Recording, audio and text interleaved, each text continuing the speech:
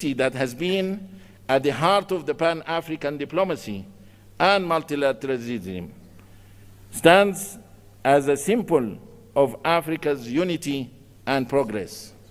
As a host nation of the African Union, Ethiopia plays a crucial role in fostering continental dialogue and advancing African integration.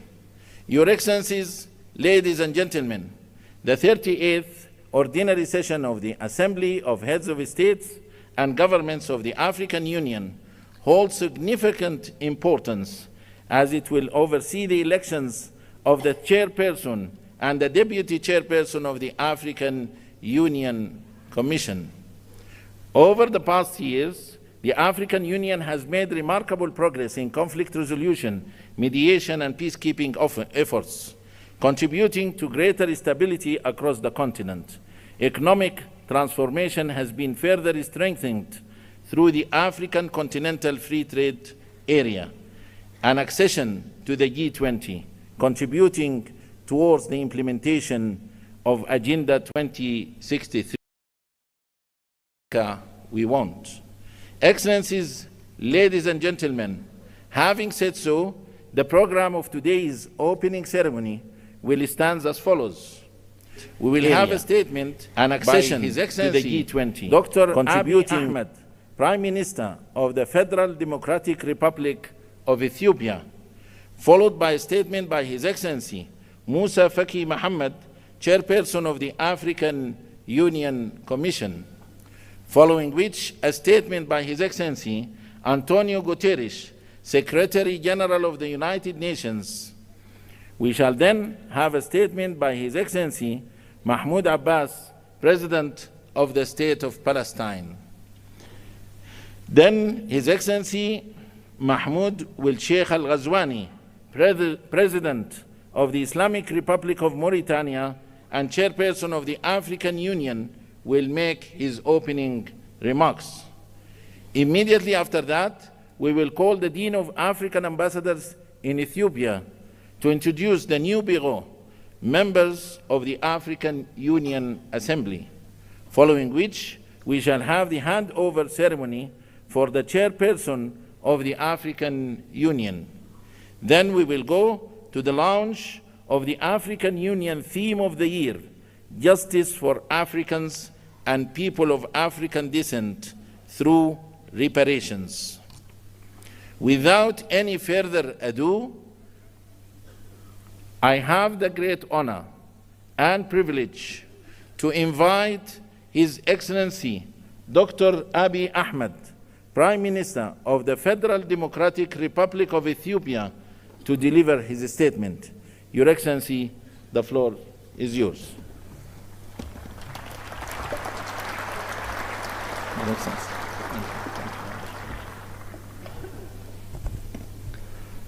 Your Excellency, President Mohammed Ould, outgoing Chairperson of the African Union, Your Excellency, Excellencies, Heads of State and Government, Your Excellency Moussa Faki Mahamat, outgoing Chairperson of the African Union Commission, Your Excellency Antonio Guterres, Secretary General of the United Nations, distinguished ministers, ambassadors, diplomats, ladies and gentlemen.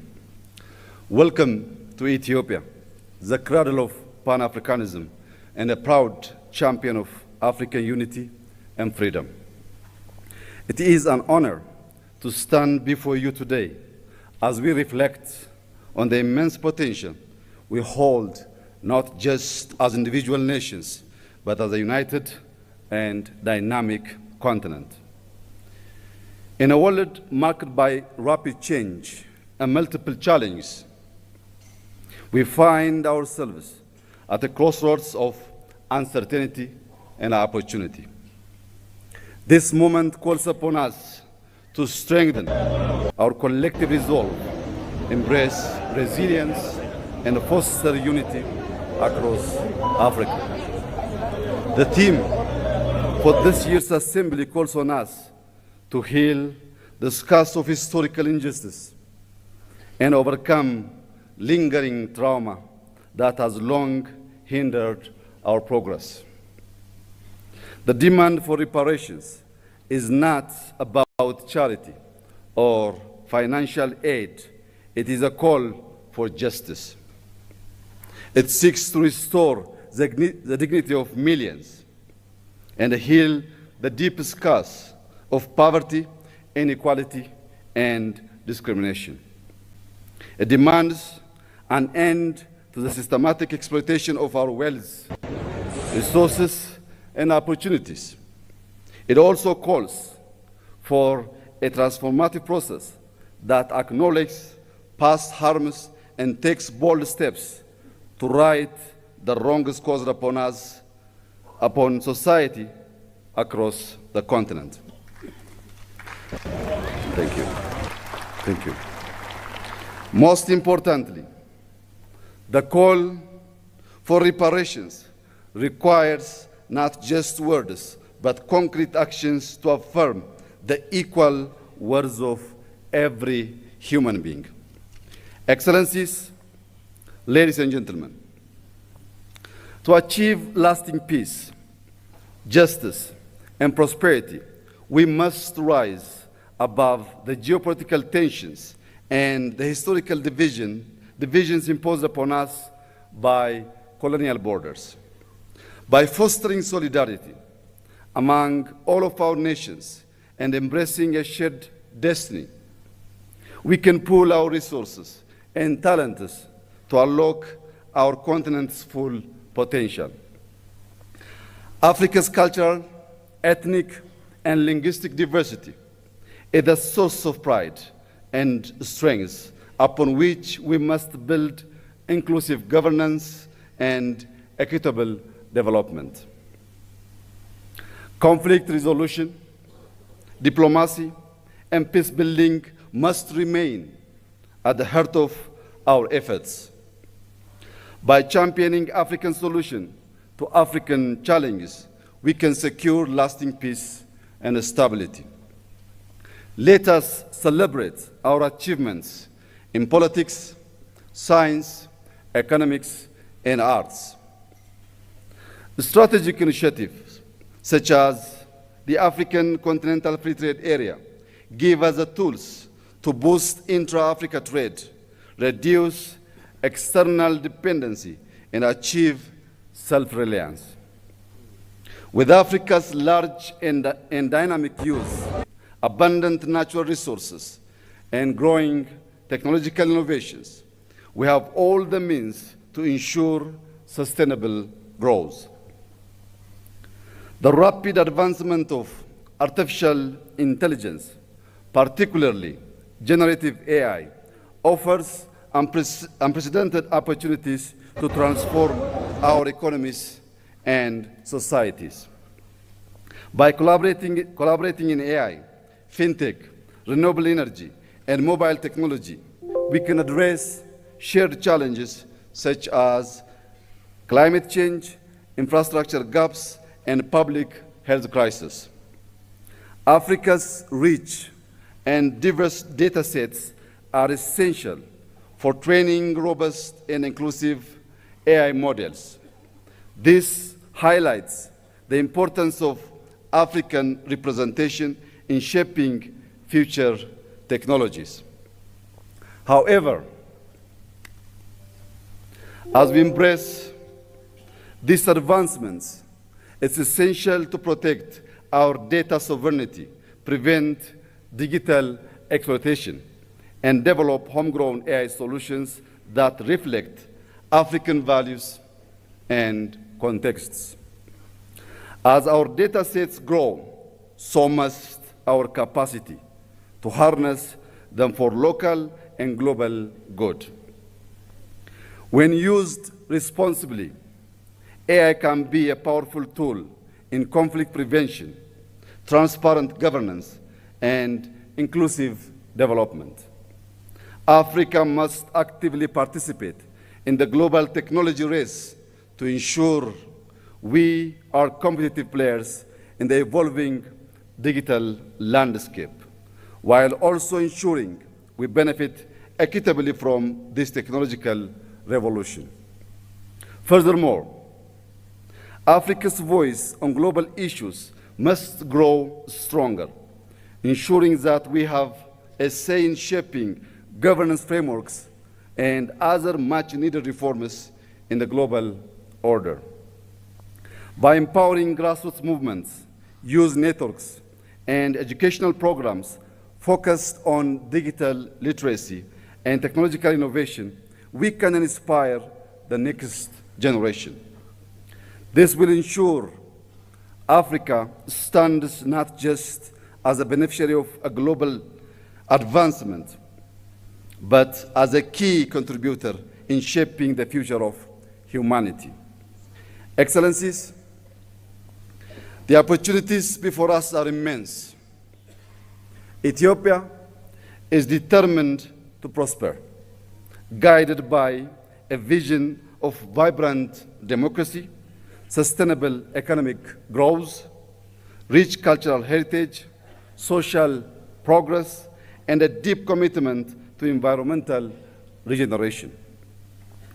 To realize this goal, we have laid out a pragmatic roadmap rooted in the transformative principles of Madamar. Madamar, an Amharic term loosely translated as synergy, is our guiding philosophy. It is a homegrown ideology that promotes prosperity, unity, sovereignty, security, and national dignity.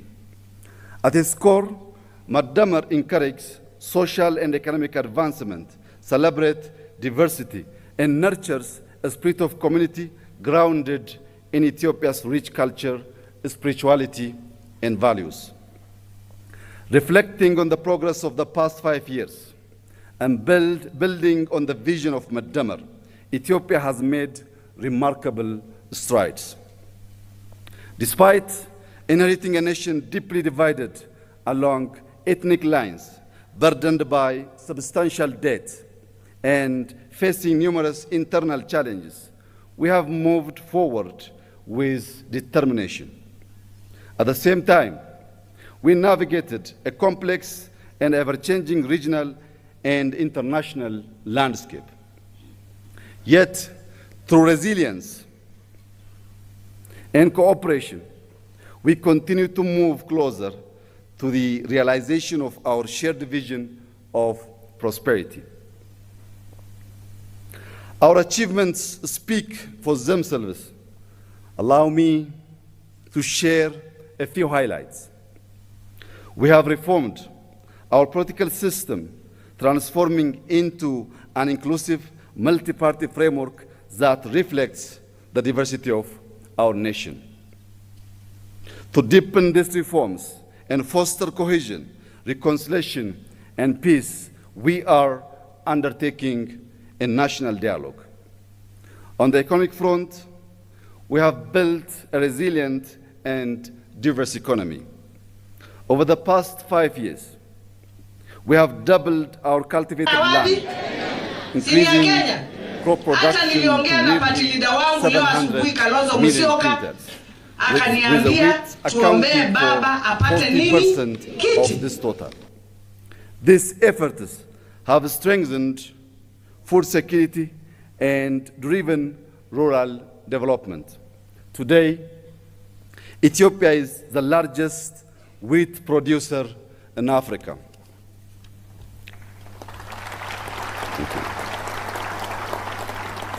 Thank you.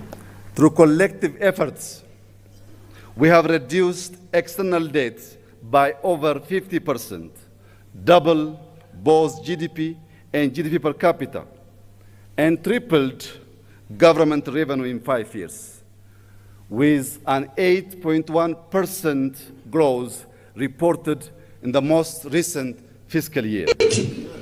Across the country, our major cities are evolving into dynamic, culturally rich, and sustainable hubs. In education, we have established 40,000 kindergartens and primary schools to boost early and we know by the grace of God we will make it. Additionally, We have launched a program to train 5 million coders to strengthen our digital economy. Furthermore, we strive to honor our heritage by restoring national sites, developing tourist destinations, and reclaiming cultural artifacts, fulfilling our duty as the guardians of our nation's treasures. These accomplishments reflect the unwavering spirit and resilience of the Ethiopian people and underscore our firm commitment to advancing Ethiopia's future.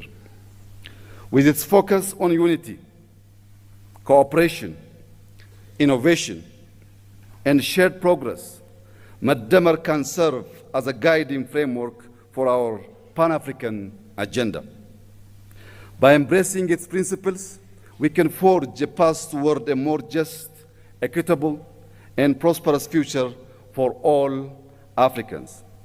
Excellencies, ladies and gentlemen, let us march forward with determination, harnessing the limitless potential of our continent and its people.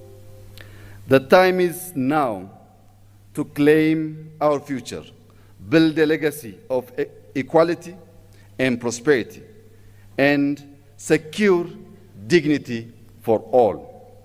Let us be the generation that unites the continent and our diaspora in a shared vision of justice, prosperity, and peace.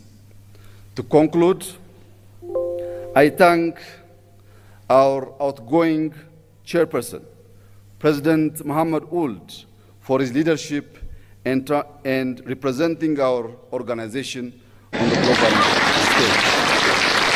Allow me to also congratulate our newly chairperson, President Joe Lorenzo, and wish him success during his tenure.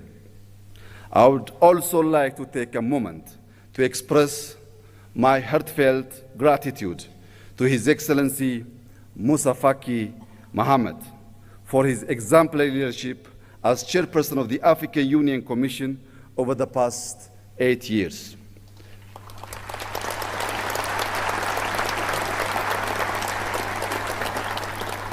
Throughout his tenure, His Excellency Moussa Faki has shown unwavering commitment to Africa's development, peace, and integration, significantly strengthening the African Union's role in addressing the continent's challenge. I also extend my sincere thanks to him for being a steadfast friend of Ethiopia, supporting us not only during our times of success, but also in our moments of difficulty. Thank you, my brother.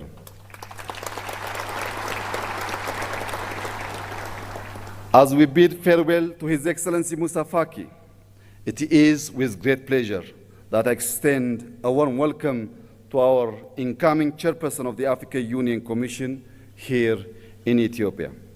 I am confident that under his leadership, we will continue to make great strides toward achieving our collective goals.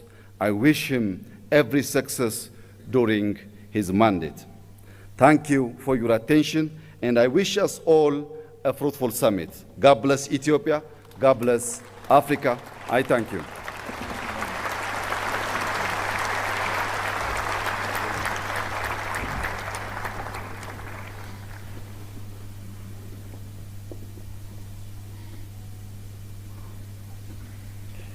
Thank you, Your Excellency, for your statement, and thank you for the generous hospitality extended to our Excellencies, heads of states and governments, as well as distinguished delegates. Thank you.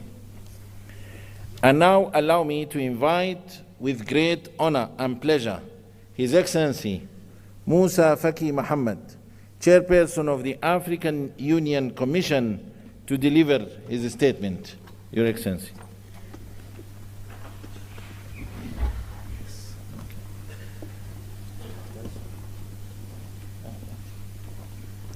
Excellences, Monsieur Mohamed Ould Cheikh Al Ghazouani, Président de la République islamique de Mauritanie, président en exercice de l'Union africaine,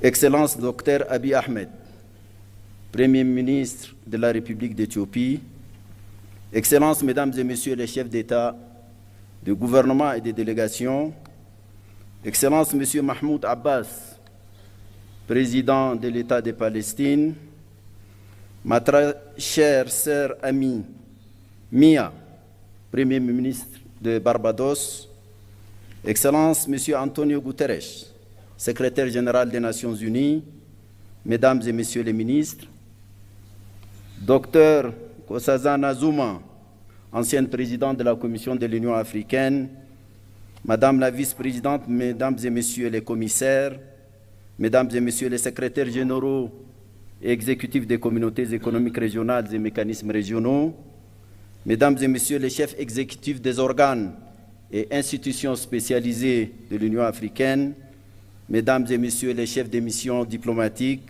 distingués invités, Mesdames et Messieurs. C'est à la fois avec un grand honneur et un immense plaisir que je m'adresse à vous aujourd'hui pour la dernière fois en ma qualité de président de la Commission de l'Union africaine. Je voudrais tout d'abord, puisque nous sommes encore au début de l'année nouvelle 2025, présenter à vos excellences, vos familles et vos peuples, au nom de tous les personnels de l'Union africaine, mes meilleurs vœux de santé, de prospérité et de succès. Je voudrais aussi exprimer mes sincères remerciements aux présidents en exercice avec lesquels j'ai successivement travaillé ces 8 dernières années.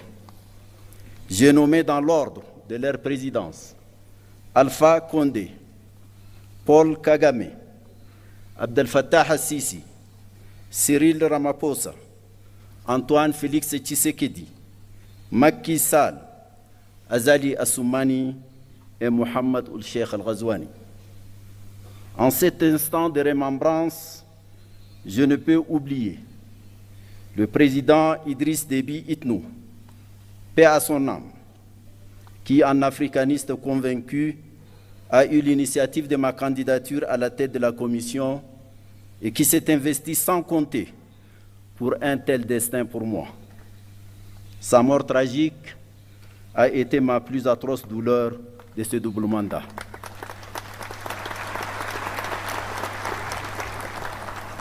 Excellences, Mesdames, Messieurs, 8 ans se sont écoulés depuis mon élection fin janvier 2017 comme président de la Commission de l'Union africaine. En ces moments chargés d'historicité, de signification et de symboles, je voudrais m'acquitter du devoir moral de vous présenter les grandes lignes du bilan de ce double mandat.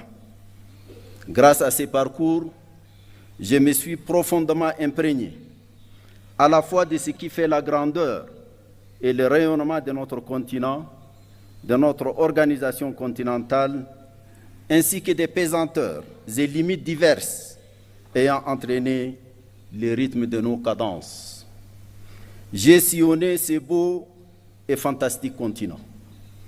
J'éprouve une profonde fierté d'avoir visité au moins une fois tous les 55 membres de notre Union. L'opportunité que m'offre ce moment est historique et unique. J'y tenterai de m'acquitter de la double obligation de rendre compte et de m'interroger sur quelques problématiques en ayant bien conscience qu'il ne faut absolument pas abuser de votre temps si précieux. Un rapport consolidé de notre bilan et un rapport annuel vous ont été distribués conformément à notre réglementation. Monsieur le Président, Excellences, Mesdames et Messieurs, les rapides et intenses bouleversements géopolitiques qui ont caractérisé le contexte international durant mes 2 mandats ont eu des manifestations à la fois violentes et déstabilisatrices. La subite dégradation de la situation sanitaire consécutive au déclenchement de la Covid-19 s'est accompagnée malheureusement d'importants chocs et de profondes turbulences économiques et diplomatiques.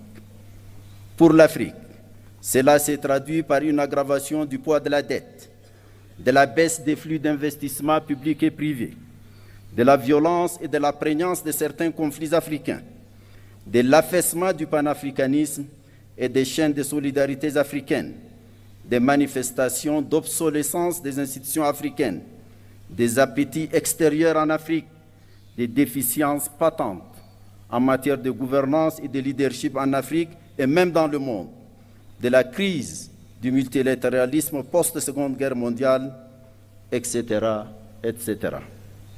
La guerre russo-ukrainienne, enclenchée en février 2022, est venue noircir davantage ces tableaux, annonçant une recomposition géopolitique mondiale. Est née une ligne de fracture qui a suscité une forme de bipolarité qui, dans les imaginaires politiques, évoque la réalité pourtant théoriquement dépassée de la guerre froide. Des incertitudes profondes sur la soutenabilité de la paix et de la coopération internationale ont empoisonné les esprits, assombri les consciences et ont renforcé le pessimisme, les égoïsmes et le pragmatisme mercantile. Les conséquences de cette guerre ont profondément affecté l'Afrique, qui importait l'essentiel de sa consommation céréalière et ses intrants agricoles de ces deux pays, la Russie et l'Ukraine.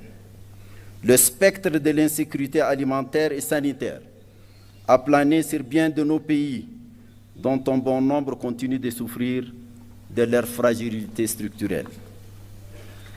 أصحاب الفخامة والمعالي السادة سيداتي وسادتي، وفي الشرق الأوسط فإن الشعب الفلسطيني الشقيق عانى ويعاني أبشع أنواع الظلم في التاريخ البشري. إن الحرب الفظيعة والجائرة التي دمرت كل شيء في فلسطين Gaza to deprive this people of its fundamental rights to independence, peace, existence, and to life in an indescribable shame for the whole of mankind.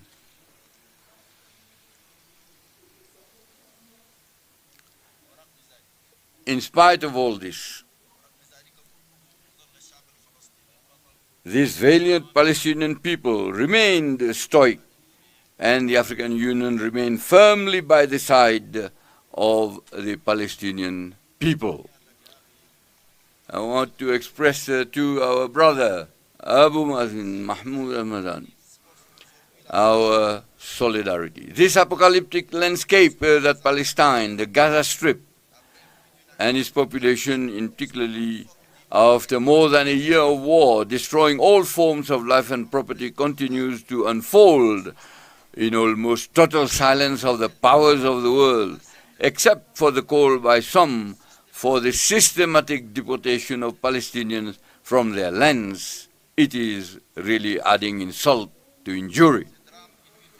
This unprecedented tragedy weighs heavily despite the ceasefire and the release of hostages and prisoners facilitated by Qatar, Egypt, and the USA on the universal conscience and deeply questions our humanity.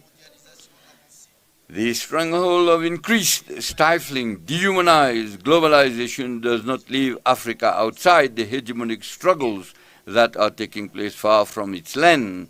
On the contrary, the continent is suffering from the excesses and fragmentations reflected in proximity conflicts, barely veiled support from external powers from the warring parties on the continent, the expansion of terrorism and violent extremism, the continuation of the devastating war in the Sudan, in Eastern Democratic Republic of the Congo, the divisions of Libya, whose reconciliation charter was signed and adopted yesterday, and I would like to congratulate you, President Sassou Nguesso. Tensions of all kinds in the Sahel, in the Lake Chad Basin, in the Gulf of Guinea, in Mozambique, in the Horn of Africa and the Great Lakes region are another part of the unsmoldering string of African crises. The flow of political, economic, environmental refugees and other internally displaced persons is exacerbating the already fragile security, food, and health situation in many member states. It is this seriously degraded global and regional context that we have been facing over the past 8 years of the development of our action. Excellency, Mr. Chairman, Excellencies, Heads of State and Government, ladies and gentlemen, the institutional reform of our Union, which began in 2017, aimed at establishing the optimal condition to guarantee the efficient pursuit of the programs included in our strategic doctrinal guiding compass Agenda 2063 for the purpose of better resistance to the challenges that were identified. In this regard, the reconfiguration of the leadership, a staff performance evaluation process, closer cooperative relationship between the African Union and the regional economic communities and the regional mechanisms enacted by a new protocol, the institutionalization of a coordination summit dedicated to integration, the establishment of the technical groups R10 and N15, responsible to ensuring the quality of human resources recruited and compliance with the golden rules of budgetary, financial, and accounting management principles of the African Union have been the salient features of this reform. And but is without any complacency, we'll have a new institutional map of the Union. I'm here stressing three of these organs: the Pan-African Parliament, the Peace and Security Council, and the Permanent Representatives Committee. The overall movement of the reform, with its shadows and lights, confirms its relevance and its necessary progressive nature to be deployed over the long term. It is a requirement for the perpetual adaptation of the structures of our Union to the developments that characterize the world. I would like to thank President Paul Kagame and President William Ruto for their remarkable efforts to move this reform forward. Mr. Chairman, Excellencies, ladies and gentlemen, an assessment of the first 10-year implementation plan of Agenda 2063, covering the period 2014 to 2023, reveals the sectoral progress made in our march towards building the Africa that we want. It is crucial to learn the real lesson and make the appropriate subsequent adjustments. In the field of health, it is a holistic approach translated on the ground into actions crowned with success. With the outbreak of the COVID-19 pandemic, Africa CDC established itself as the most effective instrument in the fight of all diseases. The worrying issue of health financing continues to be a source of concern for us. Two mechanisms for financing universal health coverage and combating malnutrition on the continent have been designed. Thanks to the African Veterinary Vaccine Center, PANVAC, whose new vaccine production laboratory was inaugurated in February 2024, significant progress has been made in the areas of livestock, animal health, and socio-economic development. The African Medicines Agency, AMA, has begun setting up its headquarters in Kigali and its activities on the launching pad. The traditional medicine has benefited from the development of two 10-year plans of action, the last one running from 2025 to 2035.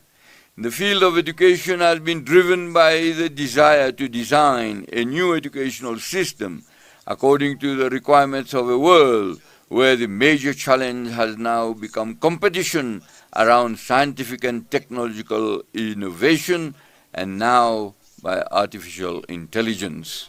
It is in line with this spirit that diverse and complementary strategies have been developed, notably during the Nouakchott conference in 2024, initiated by the current chairman, Mauritania, in cooperation with the African Union Commission and other partners, including UNICEF and UNESCO in particular. The centrality of gender and youth issues have been affirmed. The special envoys for women and youth have established themselves well in the institutional universe of the leadership of the organization. Throughout the 8 years of these 2 terms, many other crucial areas engaged the attention they deserved due to their importance for the socio-economic development of Africa. Whether it is our vision on mining issues, the comprehensive agriculture program and the blue economy, the development of infrastructure and energy, climate change with adaptation and climate resilience of the continent, regional integration through the implementation of the African Continental Free Trade Area, the effective operationalization of the Peace Fund, which has exceeded the set target of $400 million, the treatment of humanitarian crisis of which Africa is the epicenter, with the establishment of the African Humanitarian Agency, the strengthening of the visibility of the African Union through our partnership with the United Nations, all have been at the center of our collective endeavor. I would like to seize this opportunity to pay special tribute to a major architect of this partnership. I'm here referring to Antonio Guterres, a great friend of Africa. Thank you, Antonio. The membership of the African Union, the G20, and the BRICS, of which several African countries are members, have crowned this visibility. On all these issues, the specialized structure of the African Union and the member states have carried out in-depth discussions and outlined clear prospects for some and given concrete form to many others. Mr. Chairman, Excellencies, ladies and gentlemen, a few months ago I sent to Your Excellencies a letter relating to some urgent issues at the heart of the future of our Union and its capacity to attain as best as possible our objectives. I'm here thinking first of the Peace and Security Council, which I mentioned earlier on, and its role should be carried out on the basis of texts that govern its function, its operation, from which it draws the strength and legitimacy to design, supervise the pressing issues of our collective security and impose, if necessary, the required sanctions. It is very regrettable that its decisions are sometimes contrary to our own principles, and when they are not, often remain dead letters. The decision of this central continental organ cannot be considered in a casual manner, nor by bias the concept and practice of these regional economic communities in the name of the hackneyed principle of subsidiarity interpreted in a self-interest and partisan manner. The mentioning of the PSC brings forth the issue of unconstitutional changes of government. In this regard, I mention in the said letter that we have only 2 options henceforth: either abandon the principles that currently govern this issue or apply them seriously. Notwithstanding the fact that we can revise them, adapt them to the new realities, I think for our own credibility, we should continue to establish these principles like a litany while trampling on them and accepting their flagrant and constant violation. There is nothing that eats more into our credibility than such an attitude, which has recently led to a real distrust in the rules and principles and weakened the integration in part of the continent. I am here mentioning the persistent and paralyzing slump of our unbearable division in terms of representation in relation to our so-called strategic partnerships. I drew attention, and I draw again attention here, to choose one of the 2 options that are presented to us and which I presented in clear terms in my letter. I had also mentioned the recurring issue of the financing of our organization, which paradoxically contrasts with the continuing trends of multiplication of organs without any concern for how to finance them. An independent organization and guardian of our freedom and sovereignty cannot be built with the finances and resources by others. I had also raised the depriving reduction of the initiatives of the chairperson of the African Union Commission and called for its harmonization with the legal and customary obligations that are now imposed on him. In short, the sense of my correspondence is very simple and maybe brutal. It is the question of placing our organization worthily or not before a terrible combination of factors of complexity. These are all the problems that you are facing today that I wanted to raise very modestly in my letter. Are we finally going to open our eyes to the fate of our organization, or are we continue to let it lament and moan?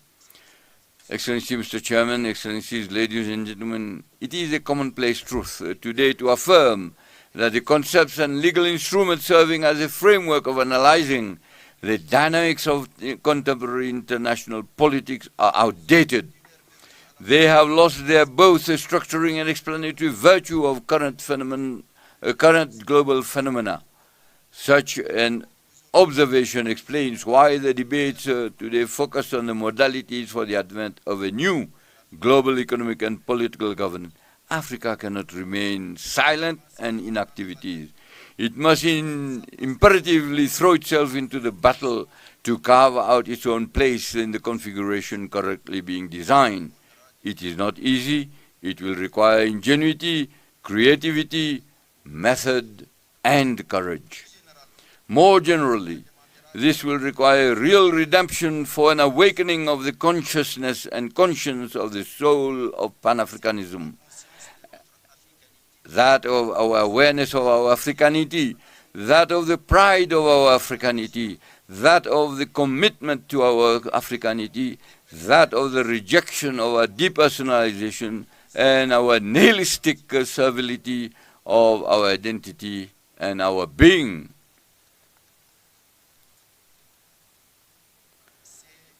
This is what African youth are calling for us to do. They are the majority in all our states and are becoming increasingly demanding. Their voices are resonating louder and louder thanks to the new forms of communication that amplify all expressions.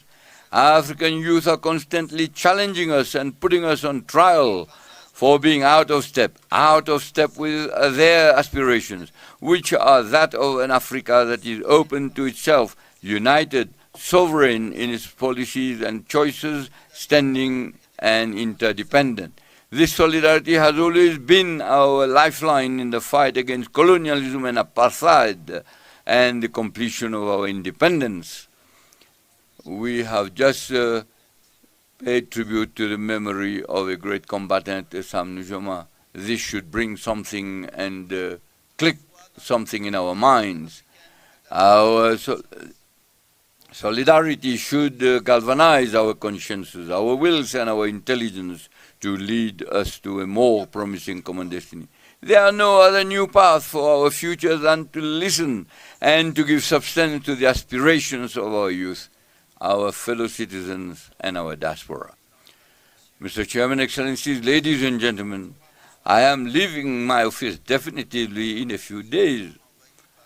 I confess that I feel overwhelmed by a sweet feeling of freedom that allows me to say a few words from the bottom of my heart.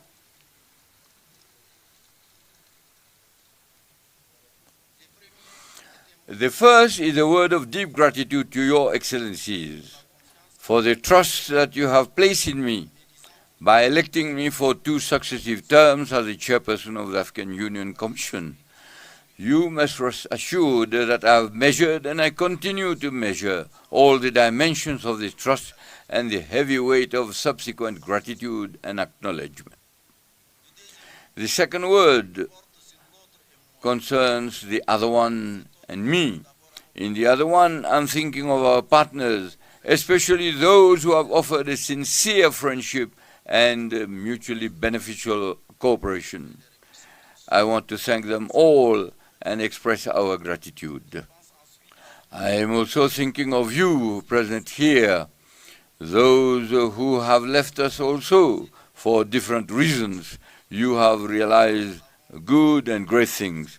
And above all, as far as possible, respected a certain ethic and a line of conduct that we have believed to be consistent with our principles. Please accept my full gratitude. The members of the African Union Commission are the men and women that have worked very often in the shadows with diligence, dedication, discipline, and talent. I would like to pay tribute to them, the tribute that they deserve. The third word relates to my own limitations. I wanted so much to do quickly and better during the 2 terms that you entrusted to me. I know that I have not done everything. Perhaps I underestimated the burden of the task and the weight of the constraints. I know that I may have made mistakes. I should not say perhaps, but I should say certainly I've made mistakes. Maybe here and there I have weakened and made mistakes and missed opportunities to do better. I would like to apologize and ask forgiveness if my shortcomings have caused any individual or collective harm.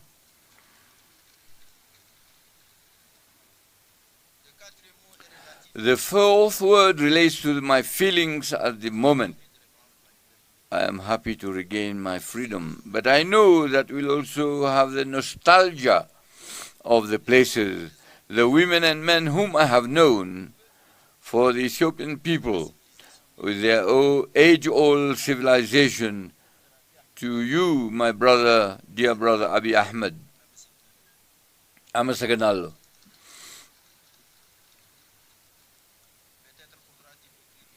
Maybe we'll have time to write the history of all this tangle of feelings and sensations.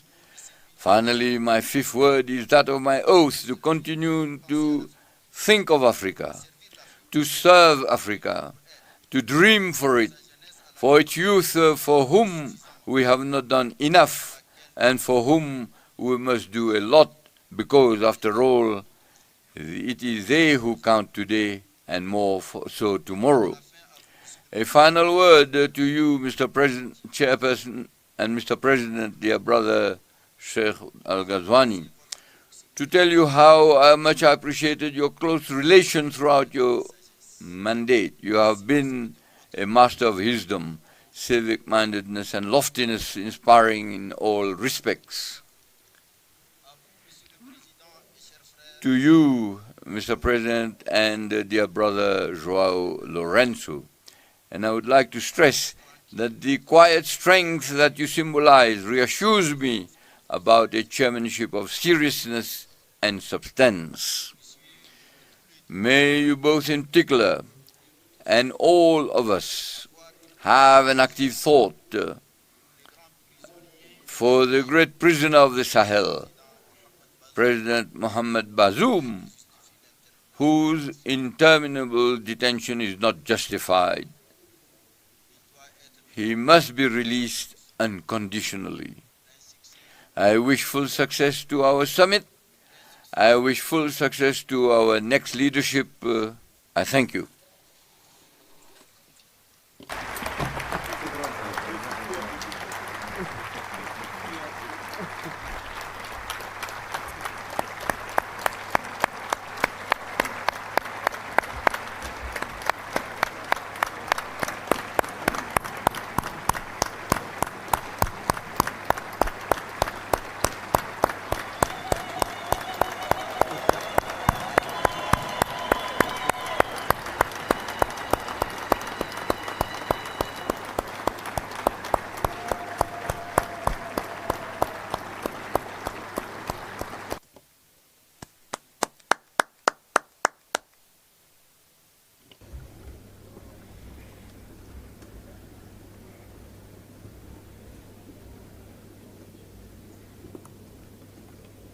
Thank you, Your Excellency. Thank you for your statement. Thank you for your unwavering commitment. Thank you for dedication towards Africa's peace, development, and unity. Thank you very much. I will now have the honor to invite His Excellency Antonio Guterres, Secretary General of the United Nations, to deliver his statement. Your Excellency.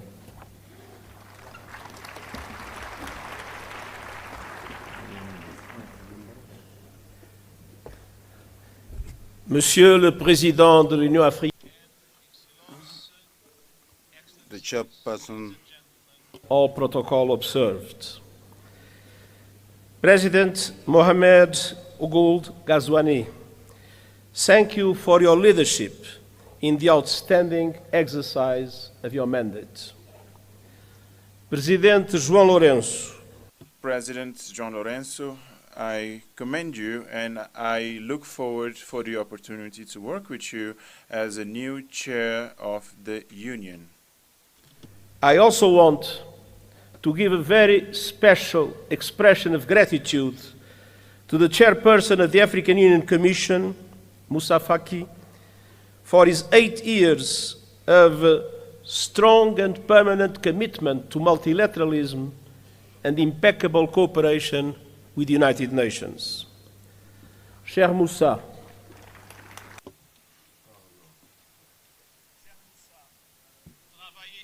dear Moussa, working with you was a privilege, a pleasure, and an honor. Excellencies, the partnership between the African Union and the United Nations has never been stronger. Together, we see an Africa booming with hope and possibility. You have a booming, enterprising population, including the largest number of young people in the world.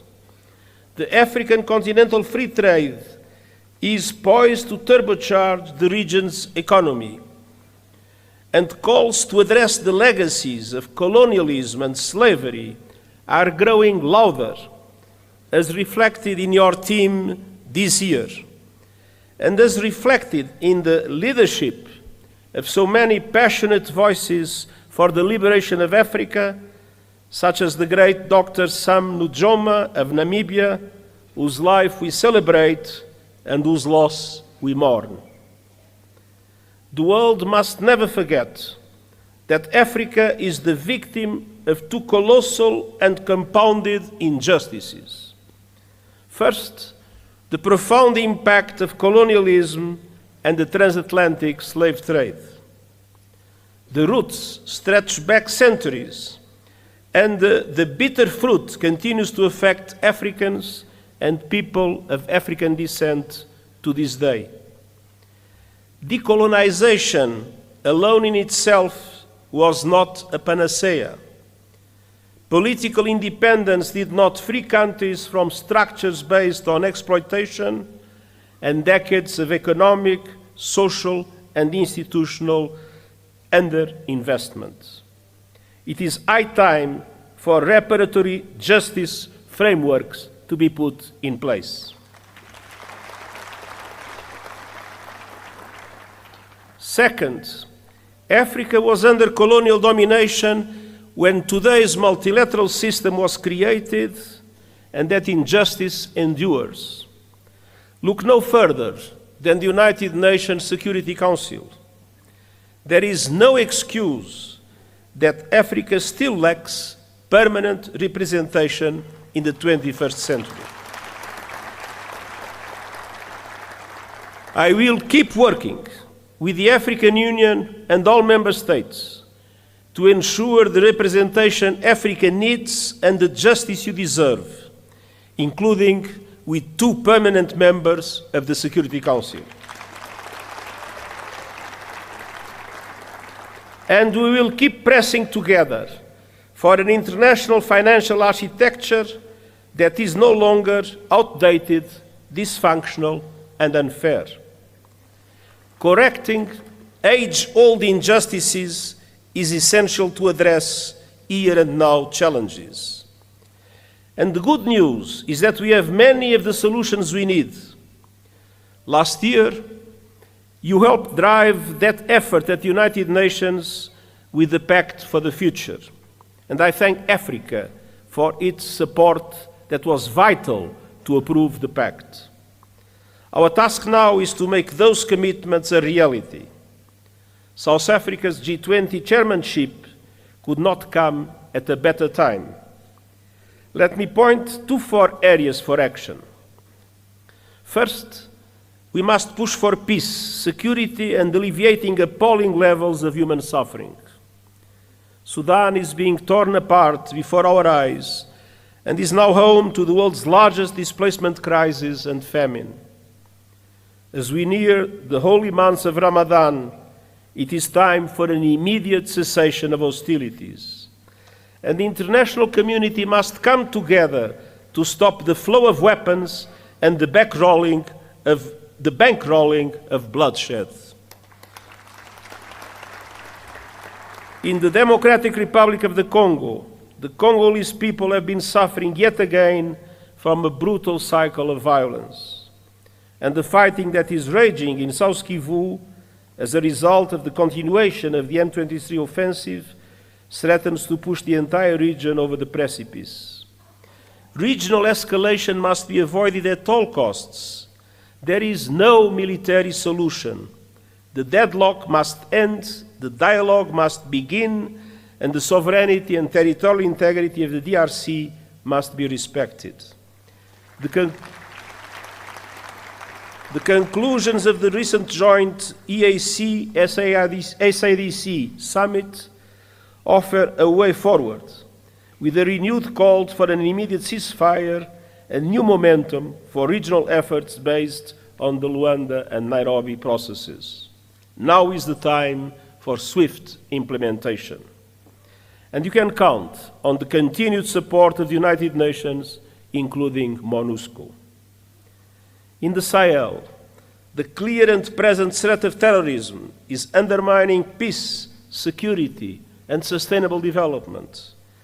And in Somalia, we are urging predictable funding for the African Union support and stabilization mission, and I hope that our voice will be heard by the Security Council.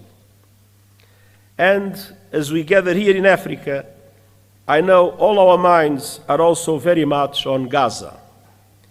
A resumption of hostilities must be avoided at all costs. The Palestinian people have suffered too much. I welcome efforts by the parties to abide by the ceasefire agreement and urge action for a permanent ceasefire and the release of all hostages. Peace is possible in the Middle East, and that starts with tangible, irreversible, and permanent progress towards the two-state solution, Israel and Palestine, living side by side in peace and security. Excellencies, on all fronts, we stand shoulder to shoulder with the African Union to advance security, stability, human rights, and rule of law. Excellencies, second, we must keep working together to deliver the AU 2063 agenda and the 2030 agenda for sustainable development and drive action on finance. African countries pay up to 8 times more to borrow than developed countries, and 20 are in or at risk of debt distress. The Pact for the Future supports an international financial architecture reform to reflect today's economy, ensuring fair representation and urging effective action on debt relief. And I will stand with Africa as a matter of justice and to right the historic wrongs. Excellencies, third, the climate crisis. Climate disasters are tearing across Africa, destroying lives, upending livelihoods, devastating economies, and inflaming conflict. At the same time, the renewables revolution is unstoppable, and Africa is poised to become a global clean energy powerhouse. Yet, today, Africa receives just 2% of global renewables investment. Realizing Africa's potential requires access to affordable finance, including by implementing the COP29 finance decision fully and on time, and supporting development of roadmap to realize $1.3 trillion a year. Excellencies, Africa has contributed little to the climate crisis, yet is paying the price with record droughts, floods, and heat. Climate justice requires a massive investment in adaptation, with the international community bearing an enormous responsibility. Developed countries must double adaptation finance, and countries must significantly boost the loss and damage fund. Allow me a note. When the loss and damage fund was created, the pledging conference that took place has allowed for an amount that is equivalent at the highest contract for a basketball player in the United States. It is absolutely necessary to make the loss and damage fund an effective instrument to support developing countries in adaptation. And we also need justice when it comes to your abundant critical minerals. Too often, your countries are plundered, bound to the bottom of value chains as others grow rich on your resources. The work of the United Nations panel on critical energy transition minerals is designed to help embed justice, sustainability, and human rights across the value chain. Africa's minerals must benefit Africa's people.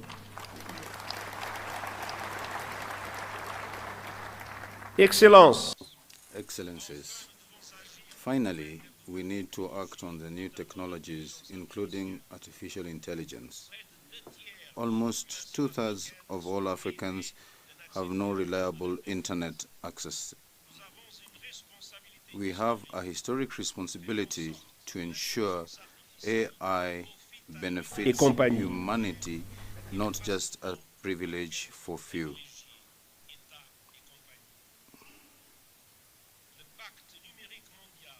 The Global Digital Pact shares the ambitions of the African Digital Compact: universal connectivity, capacity building, and responsible AI governance. I will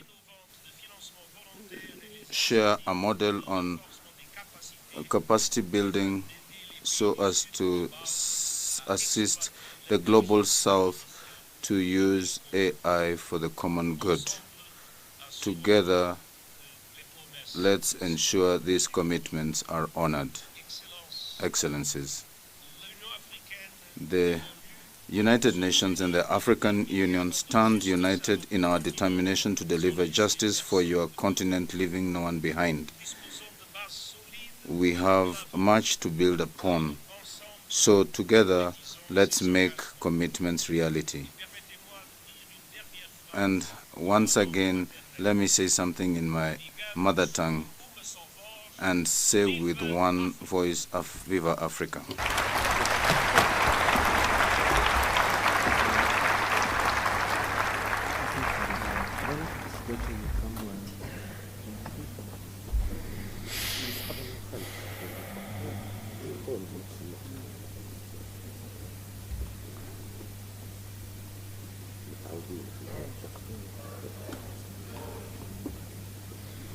Thank you, Your Excellency, for your statement. We highly appreciate your leadership in strengthening the African Union-United Nations partnership. Thank you.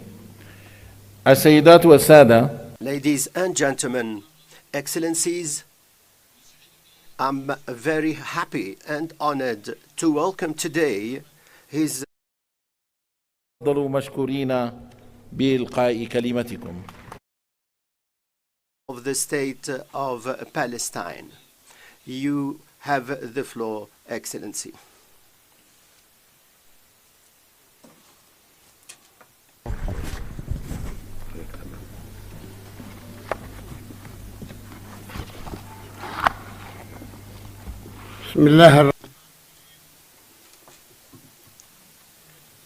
Excellency Mohammed Wild al-Ghazwani, President of the Republic of Mauritania and the Chairperson of the African Union, Excellency Prime Minister of Ethiopia, Mr. Abiy Ahmed, Excellency Moussa Faki, Chairperson of the African Union Commission, Excellency Mr. Antonio Guterres, Secretary General of the United Nations, Excellencies, ladies and gentlemen, good morning to all of you. At the outset, I wish to extend our congratulations to Excellency President João Lourenço, President of the Republic of Angola, for becoming the chairperson of the African Union for the year 2025. We wish him full success.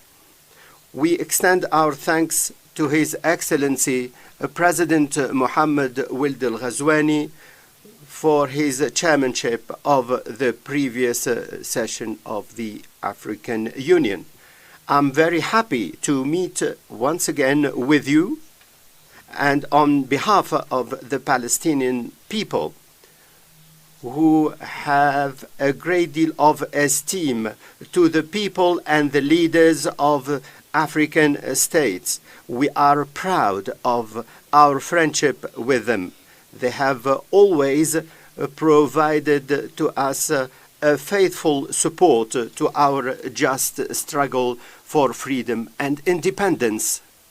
Heads of state and delegation, at the time when we are working with countries in the world and international organizations to consolidate the ceasefire and provide more humanitarian assistance, and at a time when the state of Palestine is fulfilling its mission in the Gaza Strip to assist the refugees and to go back to their areas and to provide the living conditions for our people, and to, as we are preparing for the reconstruction, we hear calls for deporting our people from their lands and affecting the sovereignty of other countries. These calls are meant to distract the world from the war crimes and the genocide and the destruction in Gaza, in addition to the crimes of colonization and the settlers grab land and annexation, in addition to attacks against holy shrines in the occupied territories and Jerusalem. These are carried out by the forces of occupation and the gangs of settlers. The aim is to destroy the possibility of a two-state solution for the Palestinian cause. Today, more than 2,300,000 people live in Gaza, including 1,500,000 refugees, 1,500,000 refugees who were forced to leave their country in 1948. They suffered from more than 50 massacres by the terrorist Zionist gangs. The only place they can go back to is their cities and villages from which they were expelled during the Nakba. In implementation of UN Resolution 194. which calls for the return of Palestinian refugees to the cities and the villages from which they were deported, and that they would be compensated for the harm they suffered. We reaffirm our complete rejection for all the calls aimed at deporting the Palestinian people from its land. This will keep the region in the cycle of violence instead of going to peace creation.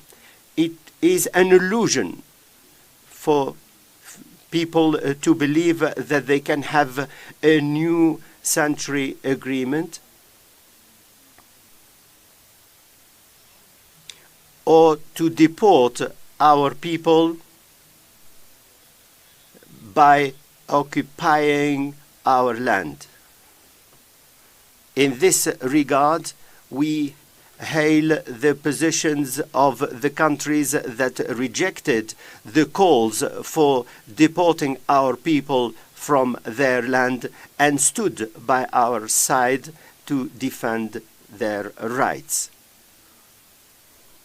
We highly hail the position of the African Union and its member states in this regard. The Israeli colonial practices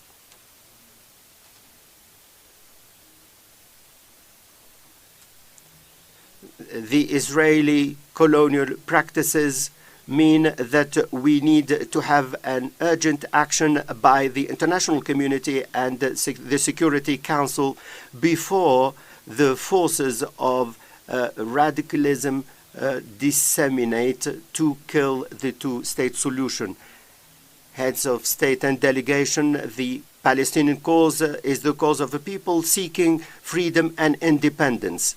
Our commitment to international legality and the signed agreements, including the implementation of the vision based on a two-state solution, mean that we need to end the Israeli occupation that occupies with military power the land of the state of Palestine and its Al-Quds, the eastern part of Al-Quds. There is the UN Resolution 338, also UN Resolution 242, and the Arab Peace Initiative, whose aim is to enable the people of the region to live in peace and security.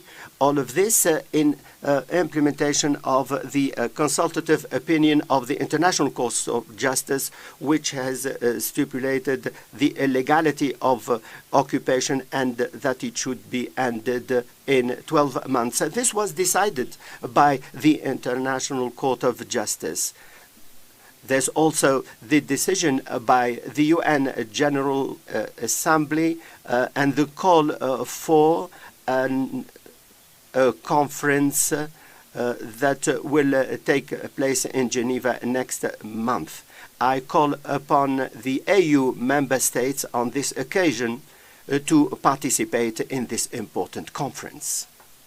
Heads of government and delegation, the achievement of peace and security requires from all of us to effectively participate in the global alliance to implement the two-state solution and to support the international conference for peace that will take place in the United Nations by the middle of next June, under the dual chairmanship of the Kingdom of Saudi Arabia and France. This will be an opportunity to mobilize international resources for the international recognition of the State of Palestine and to obtain our full membership in the United Nations. We have not been able to achieve this because of the vetoes of the United States. Our aim is to implement the two-state solution based on international legality.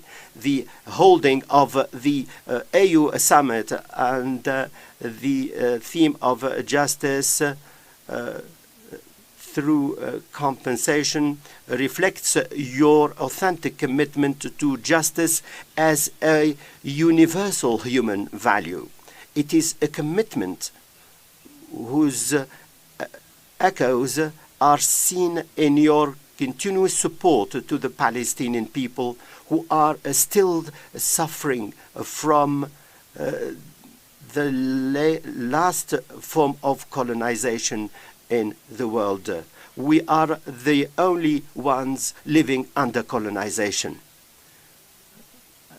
You lived under this colonization, but you were liberated. Finally, we reiterate our thanks to the African Union and the member states for their continued support to the struggle of the Palestinian people to cherish their freedom and independence. And we wish your summit full success and more prosperity for the African people and their free peoples. Thank you very much for your attention.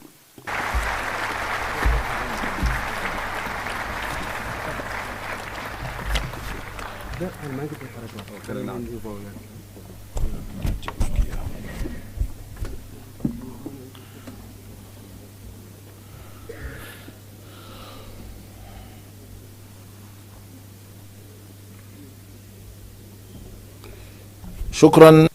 Thank you, Excellency President of the State of Palestine, Abu Mazen, for your statement, your participation.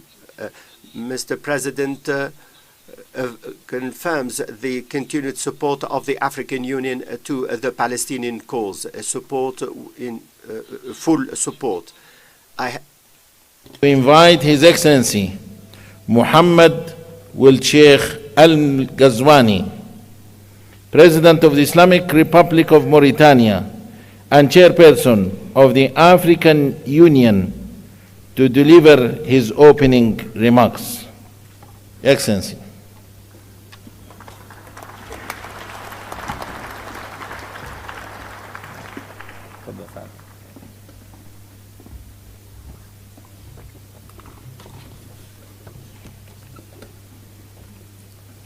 بسم الله الرحمن الرحيم والصلاة على سيدنا محمد. أصحاب الفخامة. Excellencies, heads of state and government, Excellency Abiy Ahmed, Prime Minister of the Federal Republic of Ethiopia,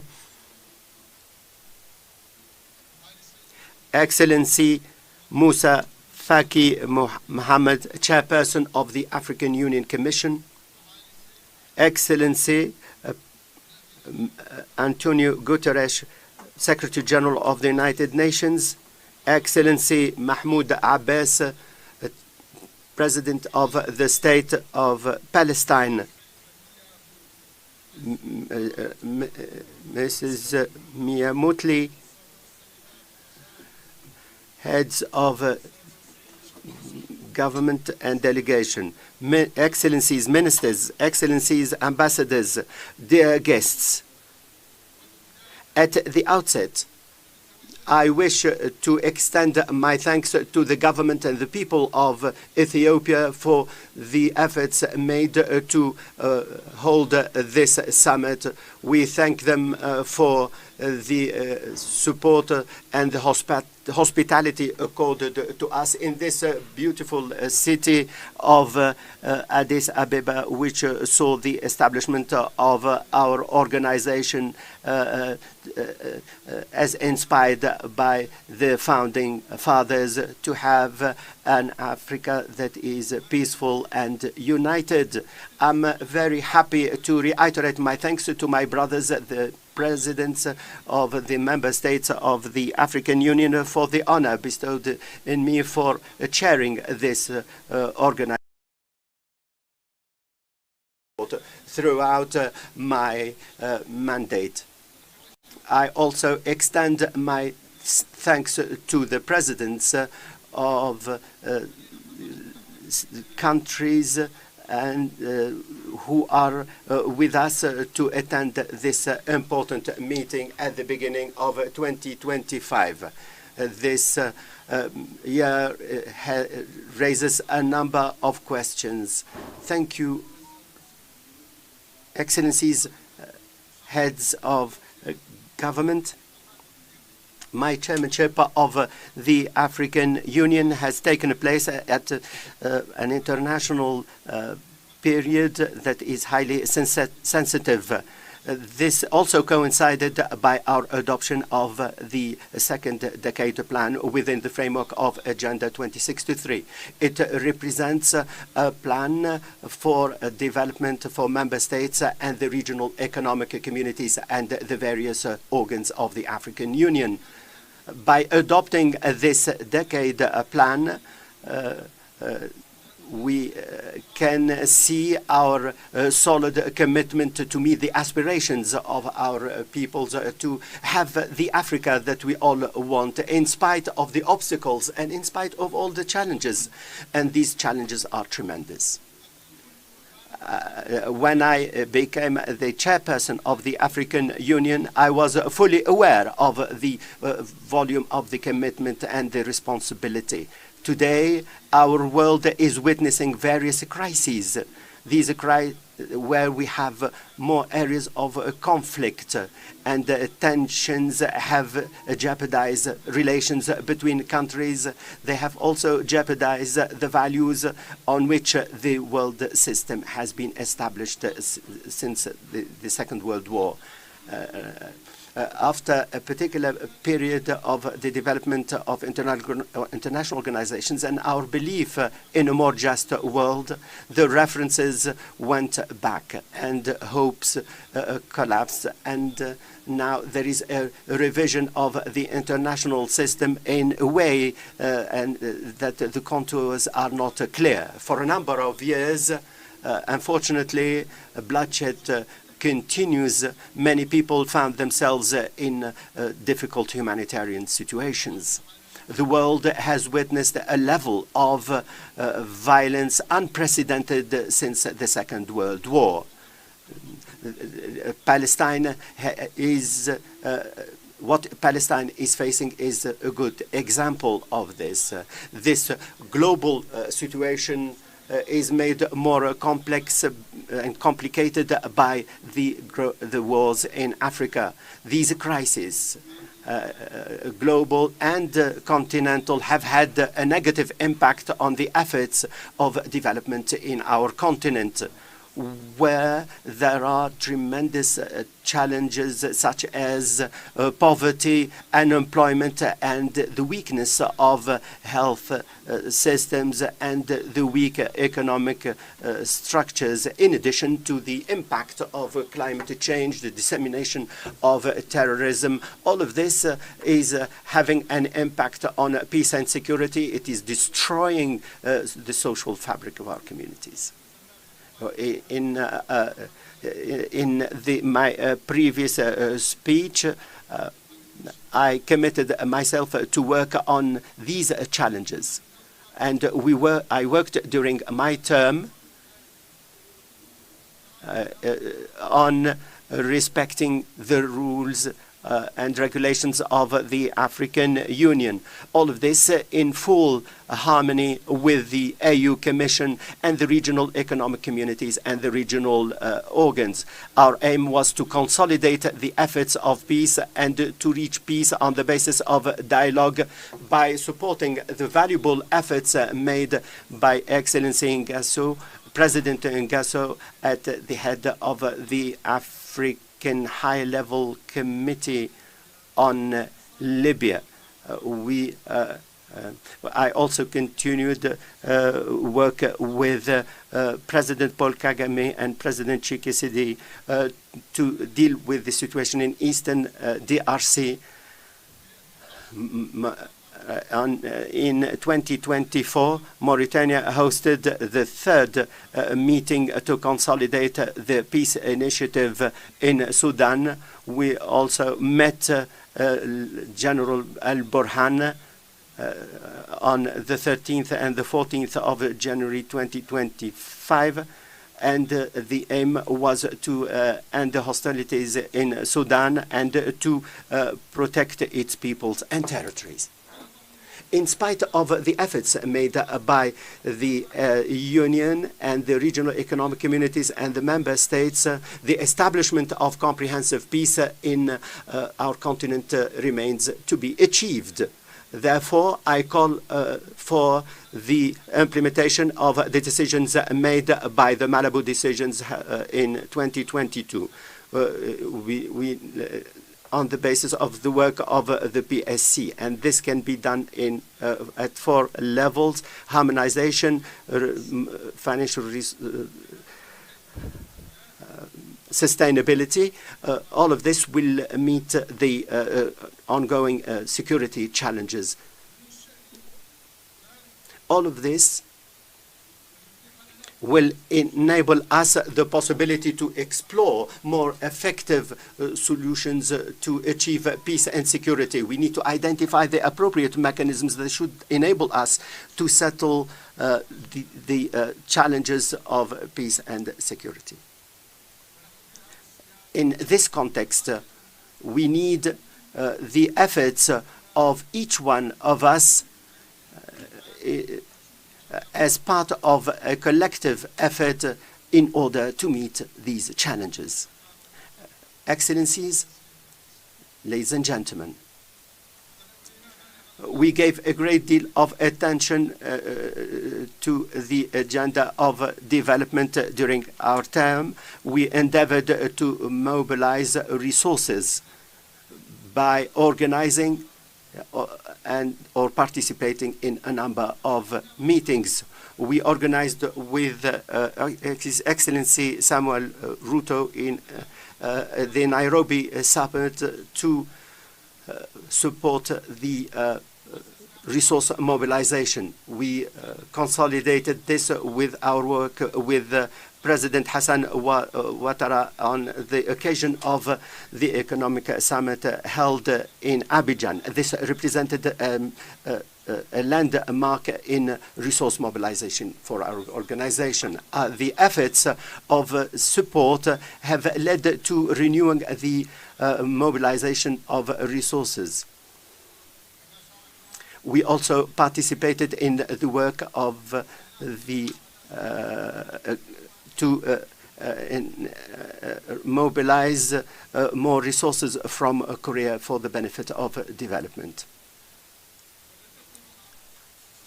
The volume reached for Africa from $5.5 billion to $10 billion, in addition to $14 billion to finance exports for countries investing in our continent. In addition to the 4th edition of the China-Africa Summit at the level of the heads of state. China declared to devote $50 billion to boost development in our continent. In addition to the efforts made for resource mobilization, we endeavored during our participation in the 7th meeting in Italy and the BRICS meeting in Russia in October. Also in our meeting in Brazil in November 24, in addition to other events, we endeavored to solve the problem of debt by promoting development. We also called for the review of the support and we called for establishing a new charter for financing development that would be more flexible and sustainable and would lead to the mobilization of resources that are necessary to development. We also called for a better implementation of plans by multi-party financial organizations for the benefit of development. and to implement our international agenda. In addition to resource mobilization, in order to promote development, we endeavored to turn our resources into an effective and sustainable development that can meet the faced challenges. These challenges have been worsened by the various crises. In this context, and in line with what was indicated, we called for a more flexibility to enable people to access education. In line with the theme for last year, we had this meeting in Mauritania in collaboration with the African Union, a continental meeting on education and employment of youth. This meeting was held in Nouakchott. The aim was to integrate youth and employment, and to youth represent the majority of the people, and these youths face the dangers of violence, the radicalization, and illegal migration. I call upon the summit to adopt the Nouakchott Declaration because it calls for a sustainable education to support peace and security, and to create jobs, and to reduce unemployment and precarity. African youths need an effective educational and training system. They also, like other African citizens, need health systems that enable them to have access to good quality health care. This will enable them to deal with the arising health issues as witnessed in our continent, such as the smallpox, cholera, and the like. In this context, I would like to hail the work carried out by the Africa Disease Center in dealing with the sudden health crisis. I congratulate Dr. Jankaya for the pioneering work done in this regard. Today, I will present a detailed report on this issue. Excellencies, ladies and gentlemen, in line with the Dhaka Declaration on food security and the following, we held two exceptional meetings to consolidate the agricultural systems. The first meeting was held in Nairobi in May 2024. It dealt with soil and the use of fertilizers. And in January 25, there was also a meeting in Kampala to develop flexible agricultural systems. A strategy and an action plan were adopted in order to promote a comprehensive agricultural development for the years starting 2026. I invite the summit to adopt the declaration and the action plan, and the same applies to the declaration of Nairobi. The aim is to promote investment and develop agricultural industries. The focus on industry requires that we need to have an energy that is sufficient and at an acceptable cost.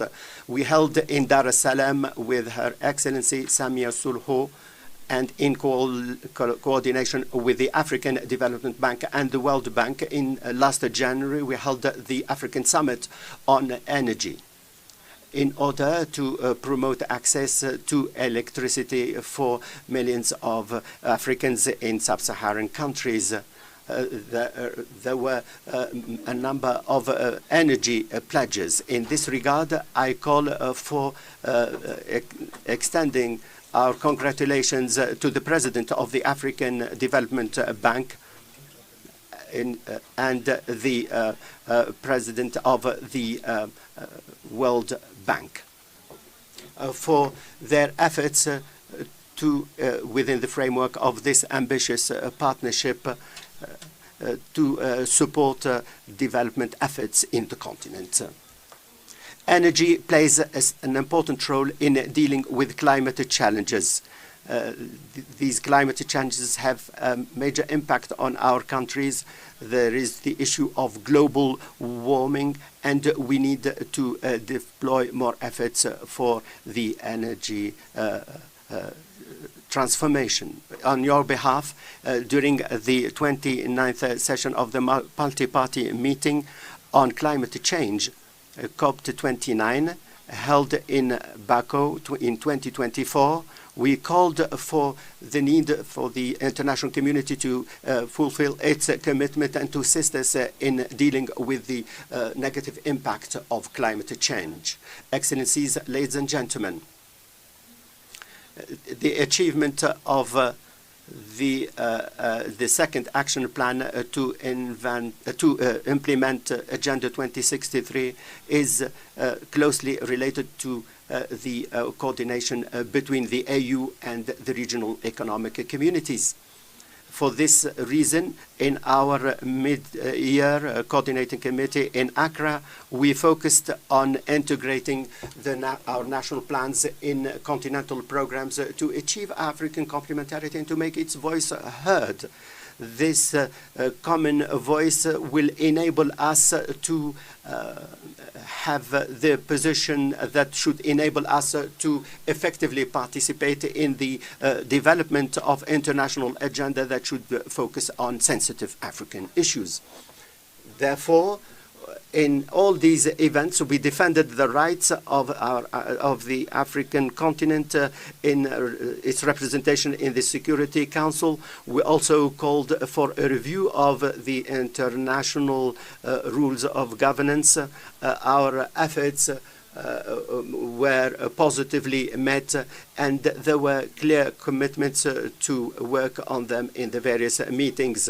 But the effectiveness of the follow-up and the joint African work mean that we need to continue the structural transformation of our continent. You all know the questions raised by the structural transformation, such as the principle of alternation and how this is implemented, in addition to the distribution of positions.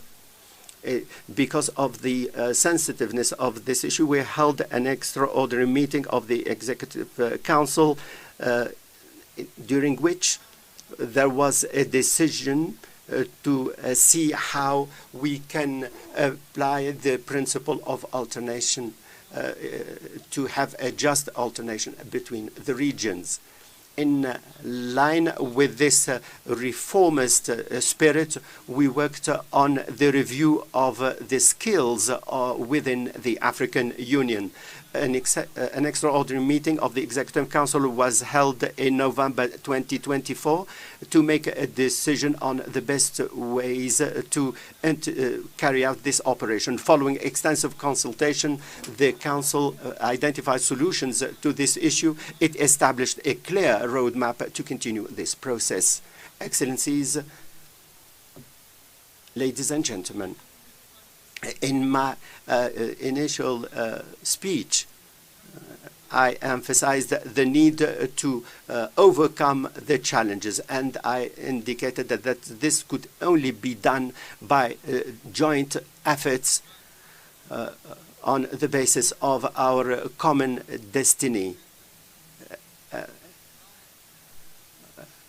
in order to achieve our noble objectives. Today, I reiterate the same issue as I hand over the chairmanship to His Excellency President João Lourenço, wishing him full success in the mission he is entrusted with.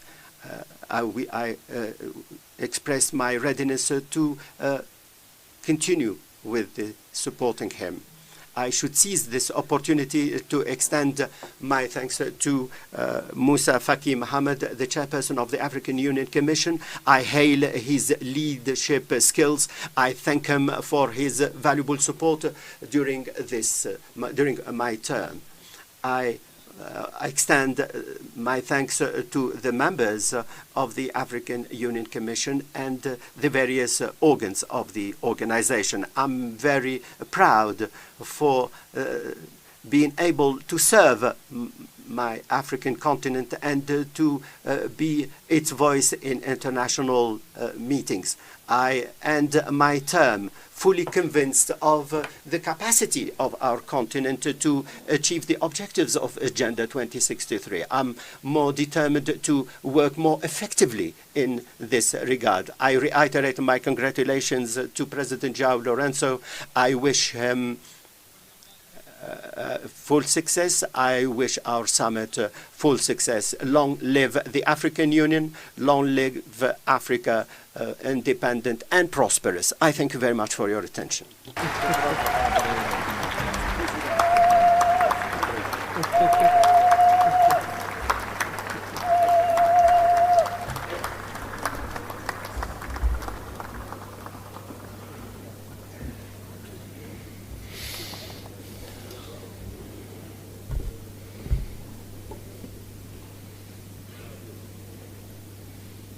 شكرا فخامة الرئيس. Thank you very much, President, for your statement. Ladies and gentlemen, now allow me to invite His Excellency Ambassador Yusuf Mundoha Asumani, Ambassador of the Union of Comoros to Ethiopia and Permanent Representative to the African Union, Dean of the African Ambassadors in Ethiopia, to introduce the new Bureau of the African Union Assembly for this session. Your Excellency.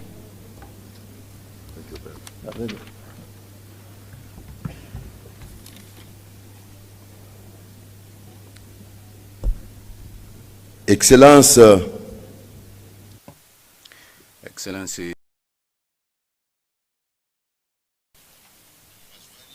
Your Excellency Abiy Ahmed, current Prime Minister of the Federal African Democratic Republic of Ethiopia and the President of the Islamic Republic of Mauritania, Your Excellencies, ladies, Abiy Ahmed and gentlemen, heads, Prime Minister of the Federal Democratic Republic of Ethiopia, Your Excellencies, ladies and gentlemen, heads of state and government of the African Union states, Your Excellency Mahmoud Abbas, President of the State of Palestine, Your Excellency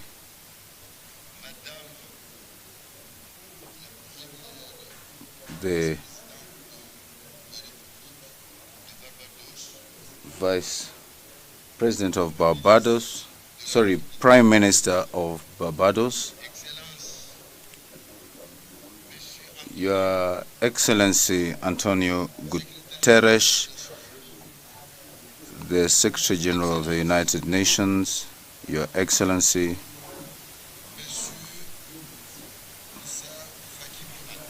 Moussa Faki Mahamat, Chairperson of the African Union Commission, Your Excellency, Deputy Secretary General of the Arab League of States, heads of delegations, Excellencies, ambassadors, permanent representatives and observers of states, Excellencies, commissioners, Excellencies, heads of African Union organs, invited guests, all protocols observed, Assalamu alaikum. I have the honor of introducing the Bureau of the Conference for 2025 pursuant to Article 16 of the Rules of Procedure of the Conference. The Bureau is as follows. Chair, the Republic of Angola, Southern Region. First Vice Chair, the Republic of Burundi, Central Region. Second Vice Chair, the Republic of Ghana, Western Region. Third Vice Chair, Jamhuri ya Muungano wa Tanzania, Eastern Region. Apologies. Rapporteur. What if we could bring the world together with every The Islamic journey? Republic of Mauritania, Northern Region, which is submitted for your approval. Thank you, Excellencies. Thank you, Your Excellency, and congratulations for the new elected Bureau. I have the honor now to invite Excellency Mohammed Wil Sheikh Al Ghazwani, President of the Islamic Republic of Mauritania, to deliver his handover speech. Your Excellency, please.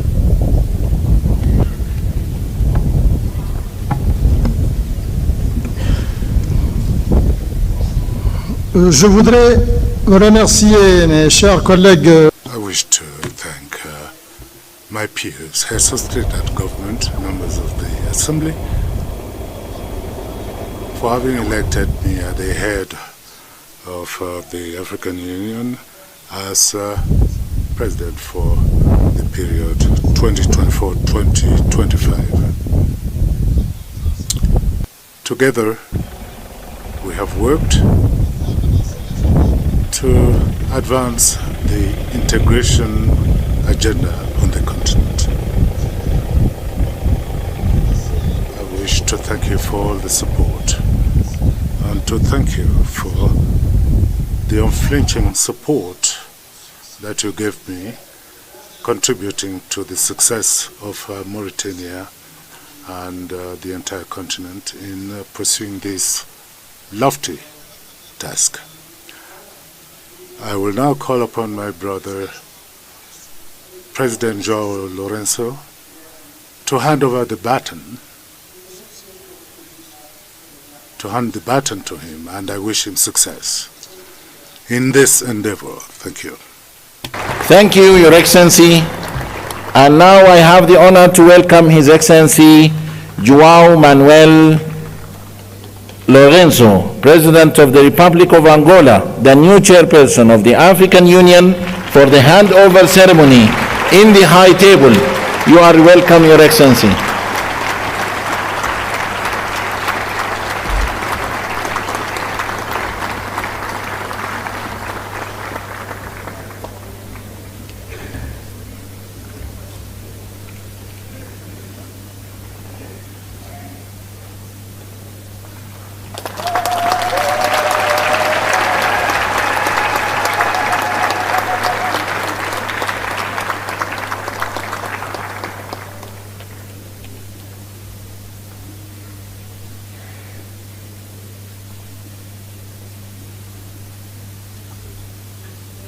My name is Dr. SBT Japan. It's very easy and quick.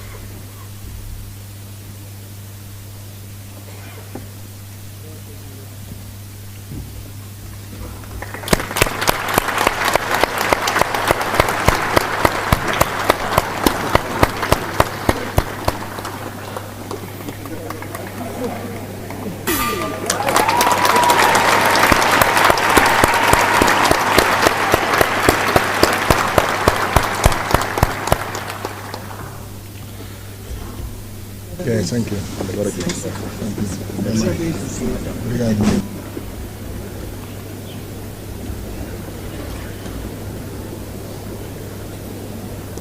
Congratulations. Congratulations, Your Excellency.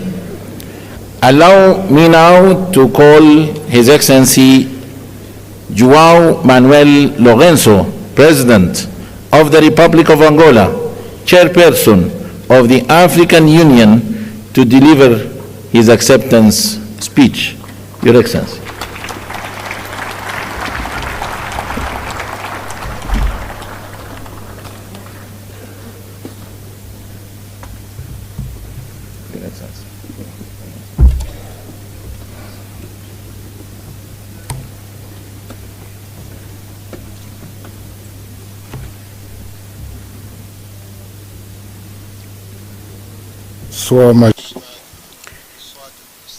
His Majesty Mswati III from the Kingdom of Eswatini, Your Majesty Letsi III from the Kingdom of Lesotho, Your Excellency Mohamed Ould Ghazouani, President of the Islamic Republic of Mauritania and the outgoing President of the African Union, Excellencies, Heads of States and Government, Your Excellency Abiy Ahmed Ali, Prime Minister of the Democratic and Federal Republic of Ethiopia, Excellency Antonio Guterres, Secretary General of United Nations, Excellencies, representatives of heads of states and governments, Your Excellency Moussa Faki Mahamat, Chairperson of the African Union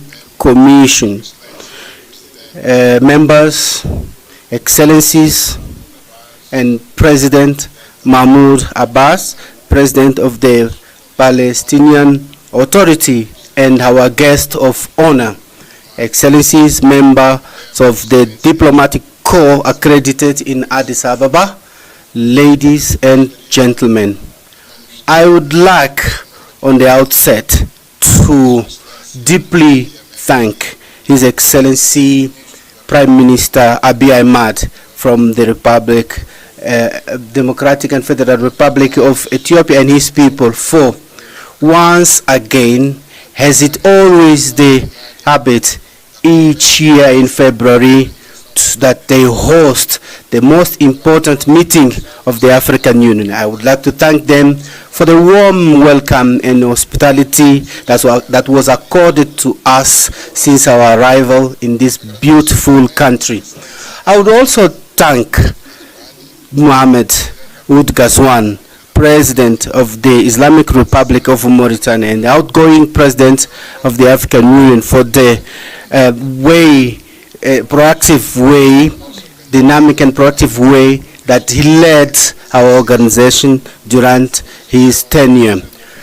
We were able to carry out through his mandate actions that contributed to the achievement of the main objective defined by our organization for the last year that just ended.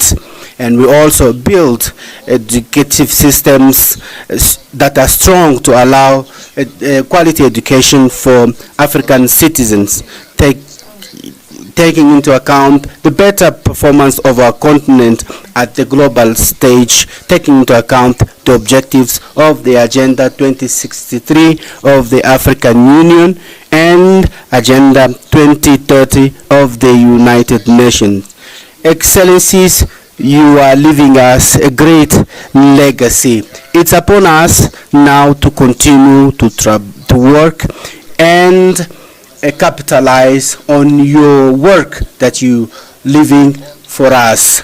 And I count on your support and experience, as well as the support of all the other African countries, so that Angola can also undertake a presidency that will be at the level of our expectations, and that we can also add our efforts for the achievement of the development goals of our countries, together with the achievement of Agenda 2063 in all our efforts in building the Africa that we want.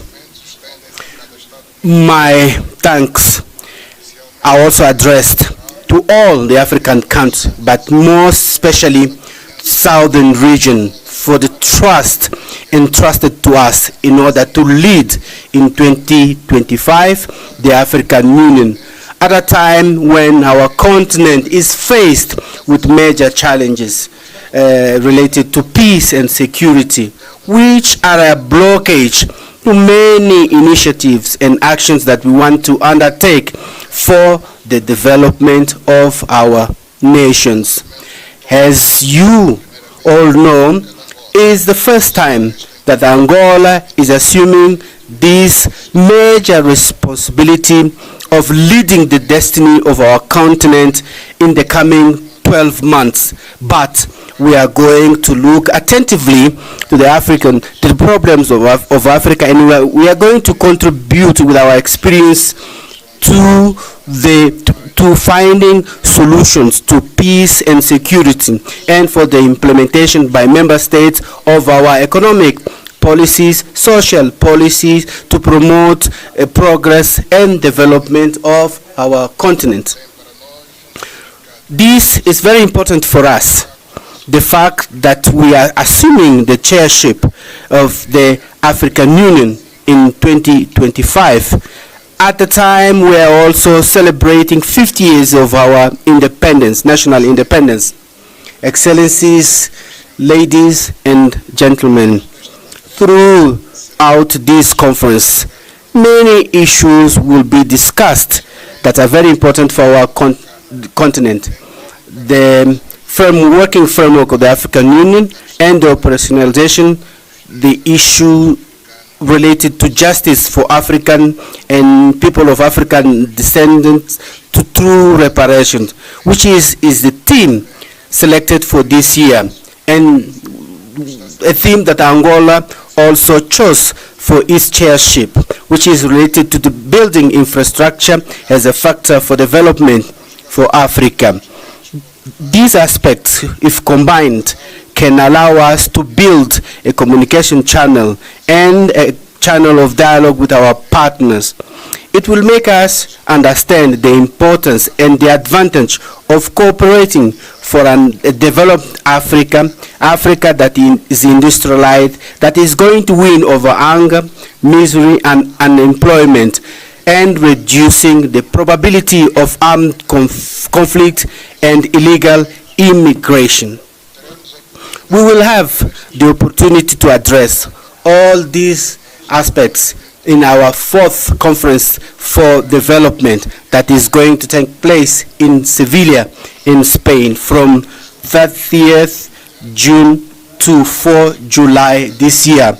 And we believe this is a historical opportunity to redefine the rules of financing based on economic justice and inclusion, taking into account the commitments from previous conferences that were not fulfilled, especially the Monterey Consensus, Doha Declaration, and Addis Ababa Declaration. The fourth Sevilla Conference is going to address the challenges that we are faced in the funding for development and promoting the adoption of innovative solutions and more effective solutions such as fiscal justice, debt relief, climate funding, reforms in financial and global institutions, and social inclusion. These are going to deserve our attention so that we can adopt a common position that can ensure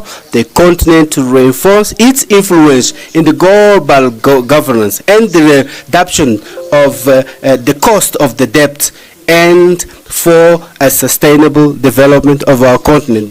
The achievement of these objectives is going to create synergies that are going to promote more trade, more cultural exchange, and technology, and other aspects that are going to bring benefits for all the parts involved.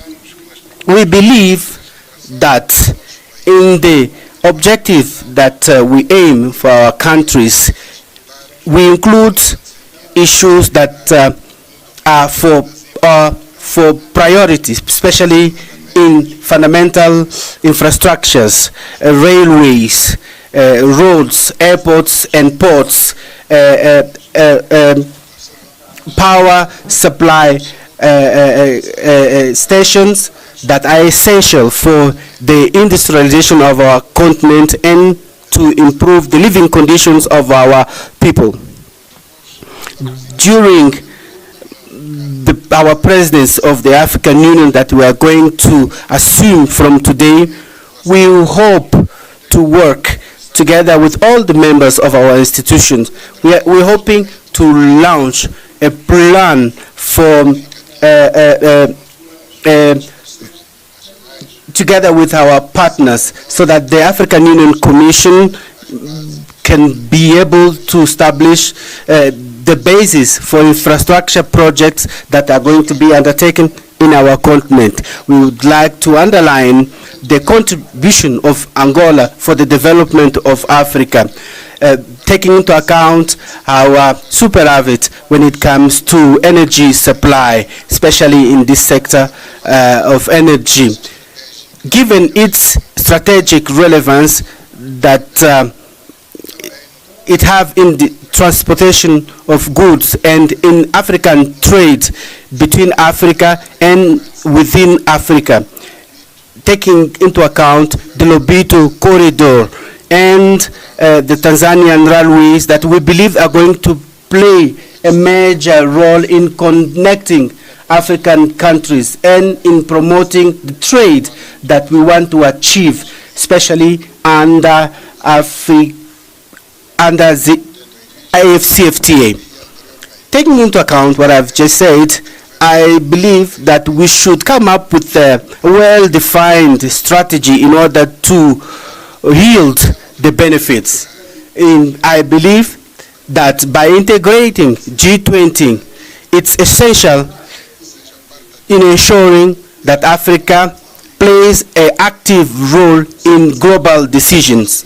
Excellencies, ladies and gentlemen, the strategic lines of our presidency are aligned in general terms with the priority actions defined by our continent, especially under the acceleration of the implementation of the second 10-year implementation plan of the Agenda 2063, especially covering 2024-2034, centered in transportation infrastructure, connectivity, energy, natural resources, peace and security, agriculture, blue economy, continental integration, and African free trade area and strategic partnerships. In this framework, our major lines of our interventions of major importance is the issue of peace and security, because we believe this is one of the pillars for the materialization of the aspirations of our Agenda 2063 of the African Union, especially the program that aims at silencing the guns by 2030, by transforming Africa in a peaceful region, safe with a promising future, with prosperity for all Africans, and in placing our continent in the development route.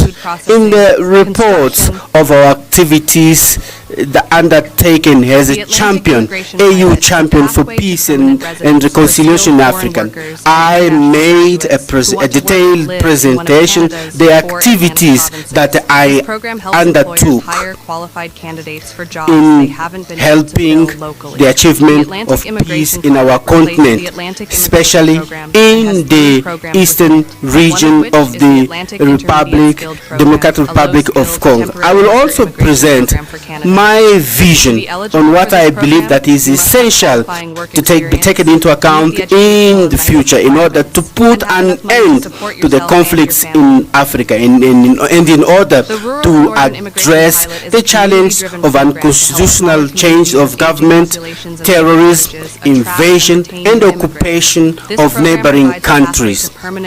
We also have major challenges related to natural disasters resulting from climate changes and marburg, cholera, and other diseases that are affecting us, and call on us to unite our efforts in order to find collective solutions for their elimination.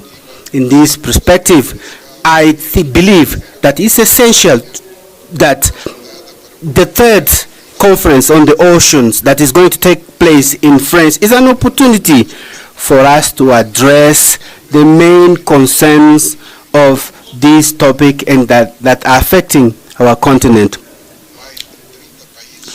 With more than 30 coastal countries, our continent will have to protect maritime ecosystems and promote blue economy and undertake more actions against illegal fish, maritime pollution, and against climate changes, which are major challenges that we have to face together permanently. I would like to hope that this conference will contribute to reinforce our coastal resilience and building conditions to mobilize international funding for sustainable projects under the blue economy. Excellencies, this year and during the Angolan presidency, we are going to work in coordination with the African Union Commission to mobilize financial resources through the contributions of our member states in order to be able to have necessary resources for the realizations of projects and programs of continental level and reducing our dependencies for external funding. Excellencies, ladies and gentlemen, we are living a global landscape, a very challenging global landscape, especially with the challenge in our continent and in Eastern Europe and Middle East. Despite all that, we are sure that by combining our efforts and joining force, we are going to overcome these challenges and build the Africa that we dream of, contributing in the solution of the problems that are affecting our humanity. It's in this context that I believe that we should continue to act together so that the United Nations will be more inclusive and more aligned to the challenges and opportunities. And the reform of the United Nations should continue to be a priority for our continent. And it is very important to reaffirm our commitment with the consensus of Ezulwini and the Sirte Declaration of 2005 for 2 seats as permanent members with the right of veto and other privileges that are related to the seats. Secretary General of the United Nations, to deliver his statement. Excellencies, I would like to call on you your best contribution so that our presidents of our continental organization that we assume today can take part, can happen in a climate of understanding and the dynamics that is necessary in this long work that we together undertake for the transformation of Africa as a continent that rich and prosperous for its people. Allow me to address my vote of thanks to His Excellency Moussa, Faki, Mahamat, and the outgoing commissioners. I that had their mandates at the Commission for their excellent work throughout their mandates at the helm of our common house of Africa. I wish to the new coming Commission successes in their mandates and endeavors, and I appeal that the Pan-African spirit and the ideals of our founding fathers continue to lead the future of our continental organization. I would like to hereby accept to undertake the functions of the chair of the African Union, and that our tears today for having lost the African child, Sam Nyoma, will be transformed in strength that will help us achieve the challenge that are ahead of us. Thank you very much for your kind attention. Thank you, Your Excellency. And calls to address the legacies of colonialism and slavery are growing louder, as reflected in your team this year, and as reflected in the leadership of so many passionate voices for the liberation of Africa, such as the great Dr. Sam. Excellencies, ladies and gentlemen, in introducing the theme of the year 2025, Justice for Africans and people of African descent through reparations, it is now with great honor that I welcome Her Excellency Dr. Monique Nzanza Baganwa, the Deputy Chairperson of the African Union Commission, who will share her introductory remarks. Your Excellency. The bitter fruit continues to affect Africans and people of African descent to this day. Then you will introduce Decolonization alone in itself was not a panacea. Thank you. Political independence did not. Your Excellency, the Chairperson of the African Union, of economic, social, Your Majesties, and institutional Excellencies, investment. Heads of State and Government, For Your Excellency and dear brother, the Chairperson of the African Union Commission, ladies and gentlemen, in the interest of time, allow me to stand on already established protocol. Over the past centuries, the voices of Africans and people of African descent have echoed in various quarters with a singular demand: justice. Justice for the millions who were forcibly uprooted from their homes. Justice for those whose lands were plundered, wealth stolen, and dignity were stripped away. And justice for the generations that continue to face economic, social, and political disenfranchisement stemming from historical wrongs.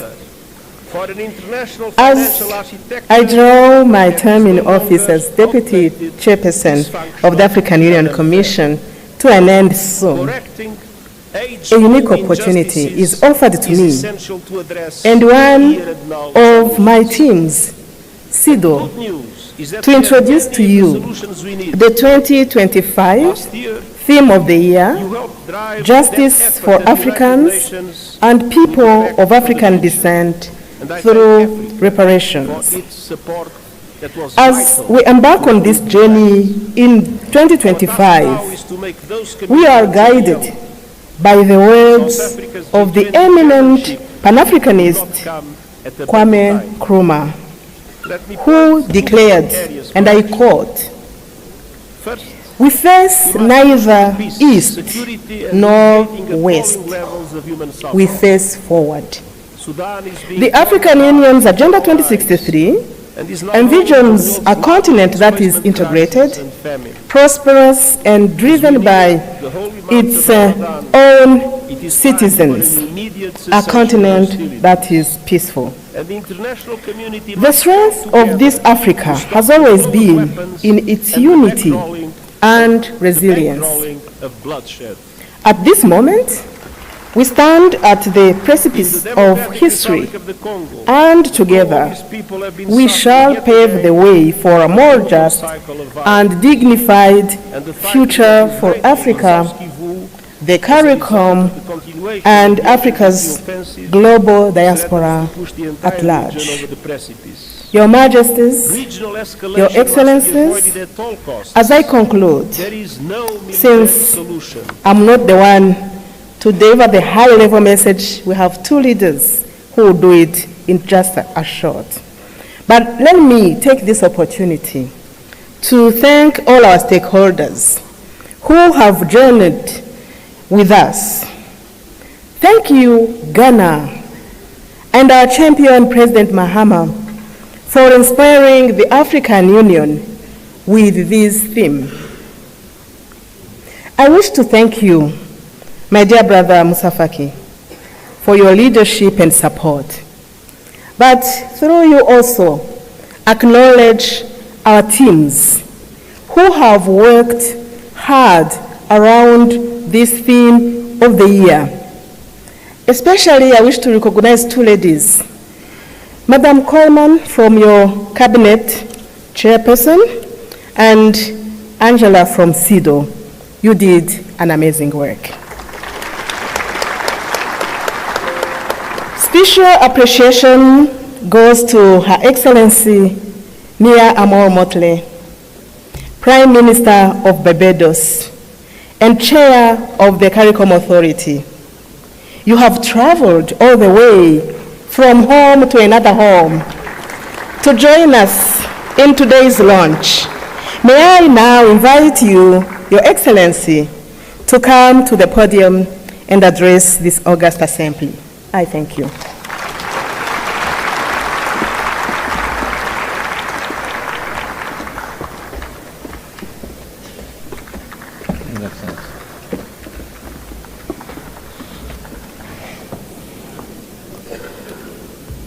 Thank you very much, Madam Chairperson.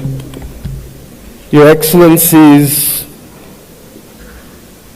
and may I start, Chairperson of the African Union, President of Angola, Your Excellency, Prime Minister of the Federal Democratic Republic of Ethiopia and our host, Dr. Abiy, Your Excellency, outgoing Chairperson of the African Union and President of the Islamic Republic of Mauritania, Your Majesties, Your Excellencies, Heads of State and Government of the African Union and First Ladies present, Your Excellency, the President of the Palestinian Authority, Your Excellency Antonio Guterres, Secretary General of the United Nations, Your Excellency Moussa Faki Mohammed, Chairperson of the African Union Commission, Your Excellencies, former heads of state and heads of government of the African Union, distinguished delegates,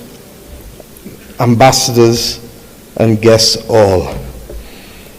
I stand here clothed in the spirit of the battles of Adwa, conscious that it was that battle within 24 hours that shook the confidence of the powers of Europe, but inspired the people of Africa and the children of the African diaspora that good would prevail over evil and light over darkness, but only in the context of our unity. I stand here conscious that it was that battle that forged the beginnings of Pan-Africanism that eventually led to the movement for independence and the destruction of the colonial powers to give us not full development and power, but the first steps of political independence.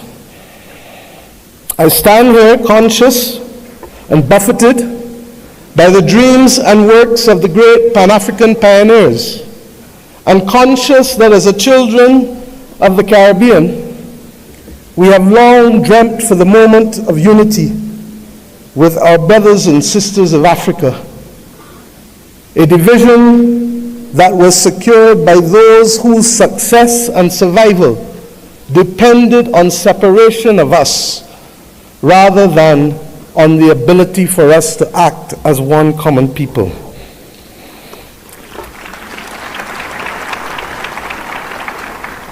Our relationship, you can say, was embryonic. But regrettably, as long as it has been and as related as we have been, it has been sporadic. And it is up to us as the children of independent states to determine whether the history of separation shall be our future or whether the spirit of Adwa can be our inspiration to confront the challenges of a new world.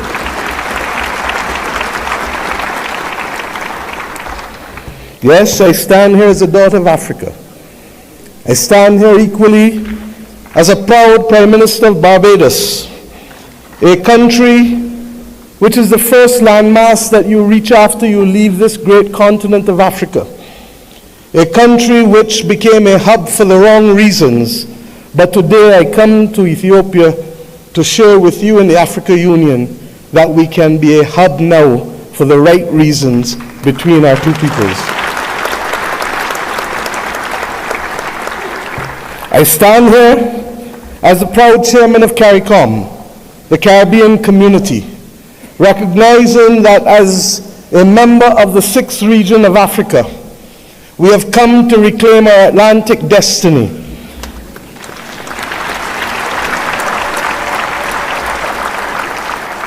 We have come to ensure that the very futures of our people are different and will not once again be determined by a middleman who will ensure that the Middle Passage is one that sees our people at the bottom of the ocean's floor of the Atlantic or in the fields of the plantations of the Caribbean,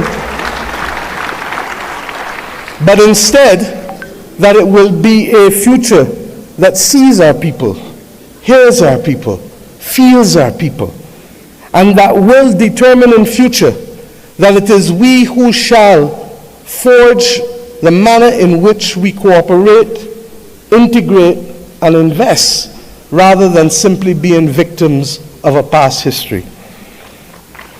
I stand here equally as the chair of the V20, 70 countries across the world that are climate vulnerable, 40% of whom come from this great continent of Africa, recognizing that it is only through unity that we can confront the existential crisis of our generation, that of the climate crisis. The Secretary General of the United Nations has already laid out, ably so, many of the iniquities that we continue to face in spite of political independence. It was His Majesty Haile Selassie who popularized and told us that there shall be no first-class or second-class citizens, words popularized by Bob Marley, learned by all of our people without appropriately recognizing the context in which he spoke and the mission which must be ours for generations until it is achieved.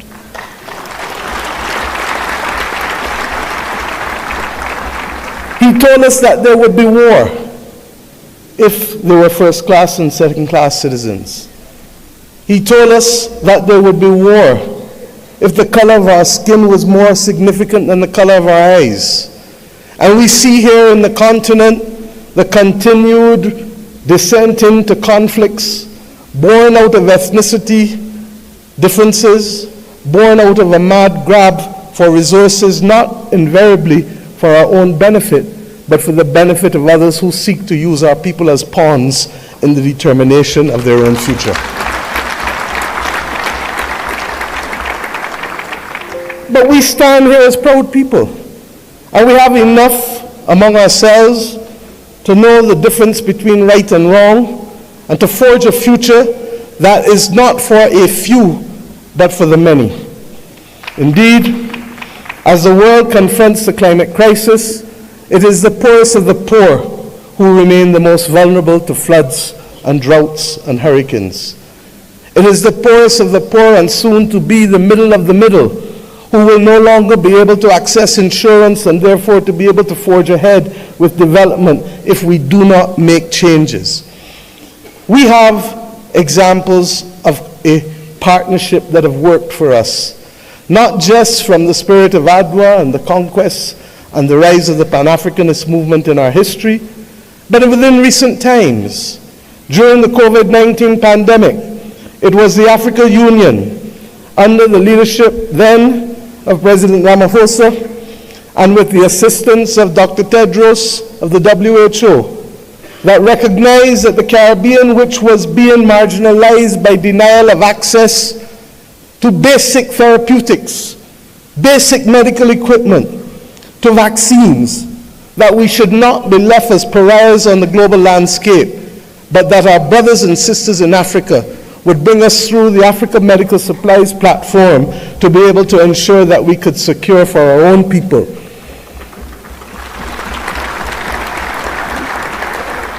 It was with the solidarity of many of you in the African Union that the Bridgetown Initiative has been able to take root and to make a case for a more modern and a fairer system that allows us to be able to access finance and to be able to put in place measures that allow us to be able to pause our repayment of debt during the period of necessity for rebuilding after horrific climatic events.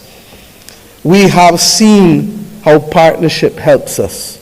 We do not need any more evidence.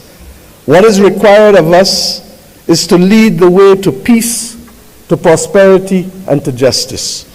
And the reparations which we call for the international community to be able to recognize, first and foremost, with that which we ask from each of our children. Say sorry. Say sorry. And mean it.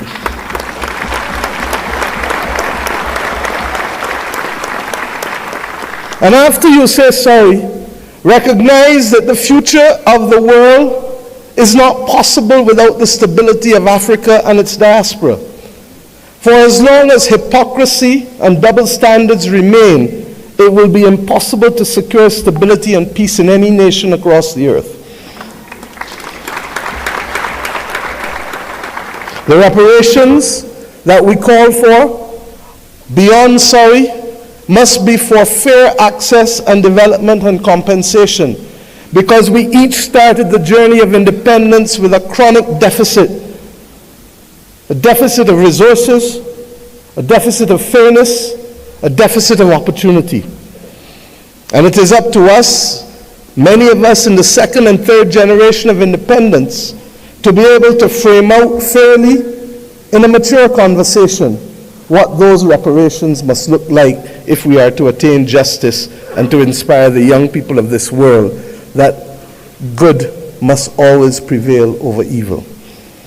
But it is not only the reparations that we ask from the international community, because we ourselves must repair the damage that was foisted on us. The notion that transit visas, begging for them, must be the lot of our people in order to move across this world cannot be something that gives us satisfaction.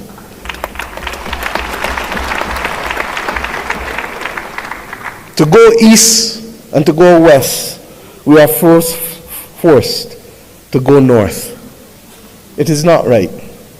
And it is not beyond the heads of government and heads of state, of the region, of the Caribbean community, and of the continent of Africa, to determine that we must stop talking about, but simply do what is necessary to build the air bridges and sea bridges to guarantee that we control our destiny.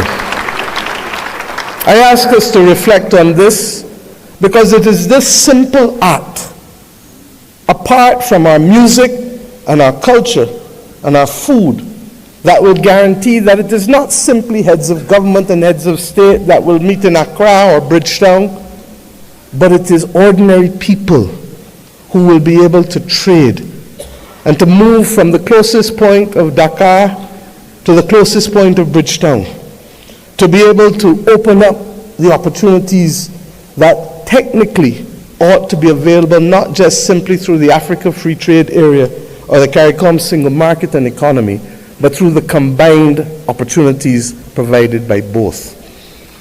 I ask us equally to recognize that in an era where AI is threatening to redefine what humanity can do and even if we can survive, that it is not ours to be the victims once again of technology as we were with gunpowder, but it is for us to help shape the future of the world, because more often than not it is Africa and its people who have brought the humanizing forces to bear on civilization.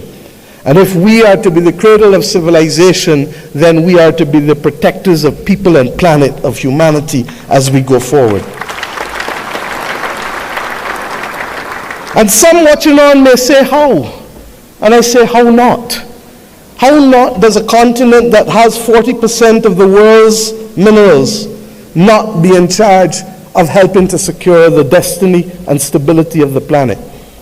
How not does the numbers of our two communities, who constitute a third of the world's states, not act in singular purpose to forge the kind of world that we want, and to be able to ensure that the institutions that deny access to us, to hear our voices as reflective of the continent and of the small island developing states of the world, how do we not secure that admission, which is not only just, but a moral imperative if the world is to have stability in this 21st century?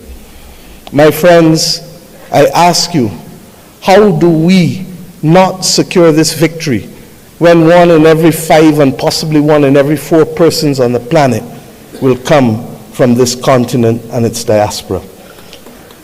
Those who lead today have a moral imperative, not just to our citizens in our own countries, but above all else, to unity.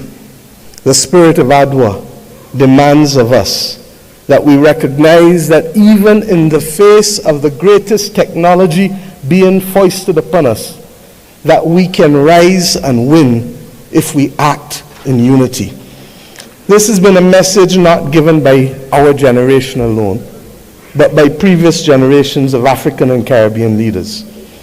But we ask ourselves, why does it elude us? And the answer comes not from outside, but only from within. When I speak of the USA with affection, I do not only want to speak of that which is known in the Americas. I want to speak about that which ought to have been possible if the 1884 Berlin talks did not take place.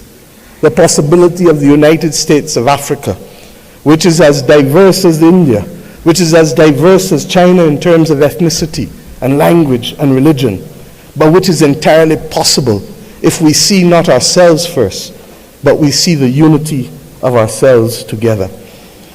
This may be the cry of a naive and romantic daughter of Africa. But if that is the case, I prefer to die being a naive and romantic daughter of Africa than one who is cynical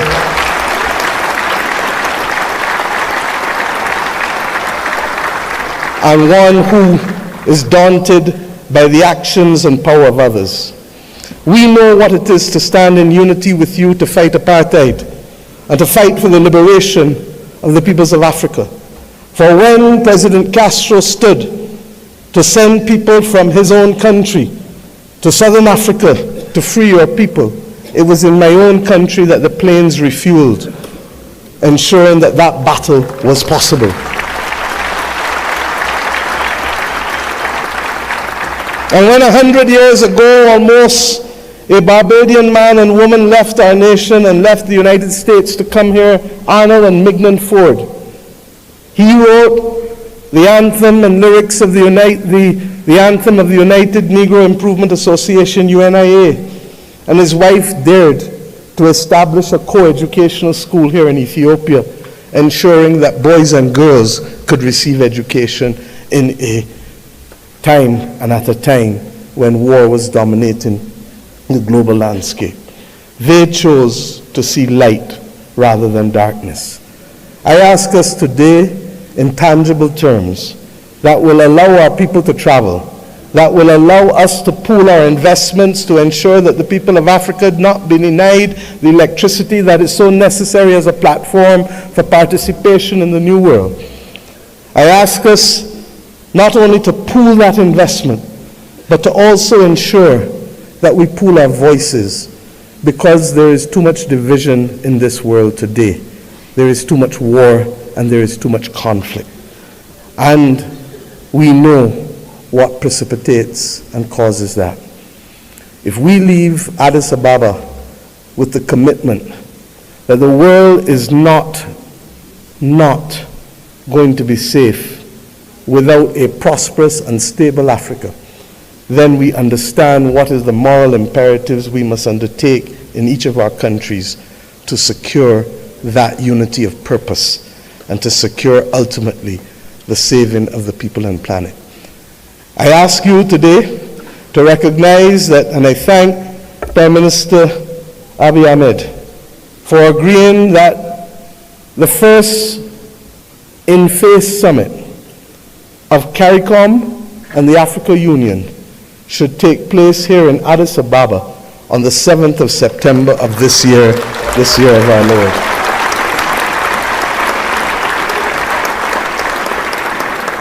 By that simple act, we build on the inaugural summit which took place virtually in 2021. But more importantly, we seek to regularize and to establish as a permanent point of interaction the unity of which I speak and call for. And I ask you as I leave this podium to recognize that we too in the Caribbean want to see you. Indeed, in my own country in Barbados, we will celebrate the Caribbean Festival of Arts, the 15th CariFesta, from August 22nd to August 31st. And we do so not only asking for those from Cuba and Bahamas in the north, to Venezuela, to Suriname and Guyana in the south, to Belize in the west and the Eastern Caribbean, to come together to express our commitment to each other creatively through food and fashion and music and dance and art and sculpture, and talk of philosophy, talk of religion, talk of who we are, talk of the future. I ask us to recognize that we celebrate this year our resilience, and that we do so not only asking the people of the Caribbean to come, but the people from whom we came here in Africa, in India, in China, and the continent to which we went, in particular in Central America and Latin America. This is our moment to show the world that we were not simply apostrophes to the history and the modern history of humanity, but that truly we are the ones who can level the playing field and to create the opportunities that will allow the world to see people, hear people, and feel people, and to value the planet and its biodiversity at the very time when it is greatest in crisis. Let us remove the scars of history and be firm craftsmen of our fate, recognizing that the only people who can stop us now are we, but ourselves. We have to emancipate ourselves from mental slavery and to build the future that our people want of us, and to give them that pride that is theirs. And we must do so in the spirit and with the results of ADWA. Thank you.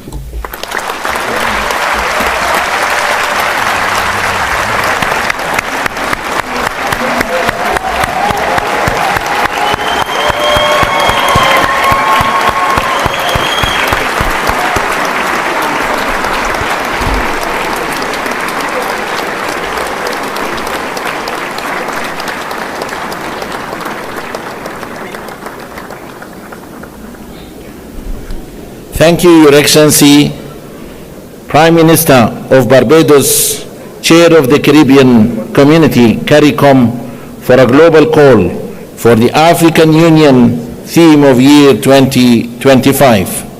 It is my distinct honor to welcome now His Excellency John Mahama, the President of the Republic of Ghana, as the African Union leader on advancing the cause of justice and payment of reparations to Africans. Your Excellency.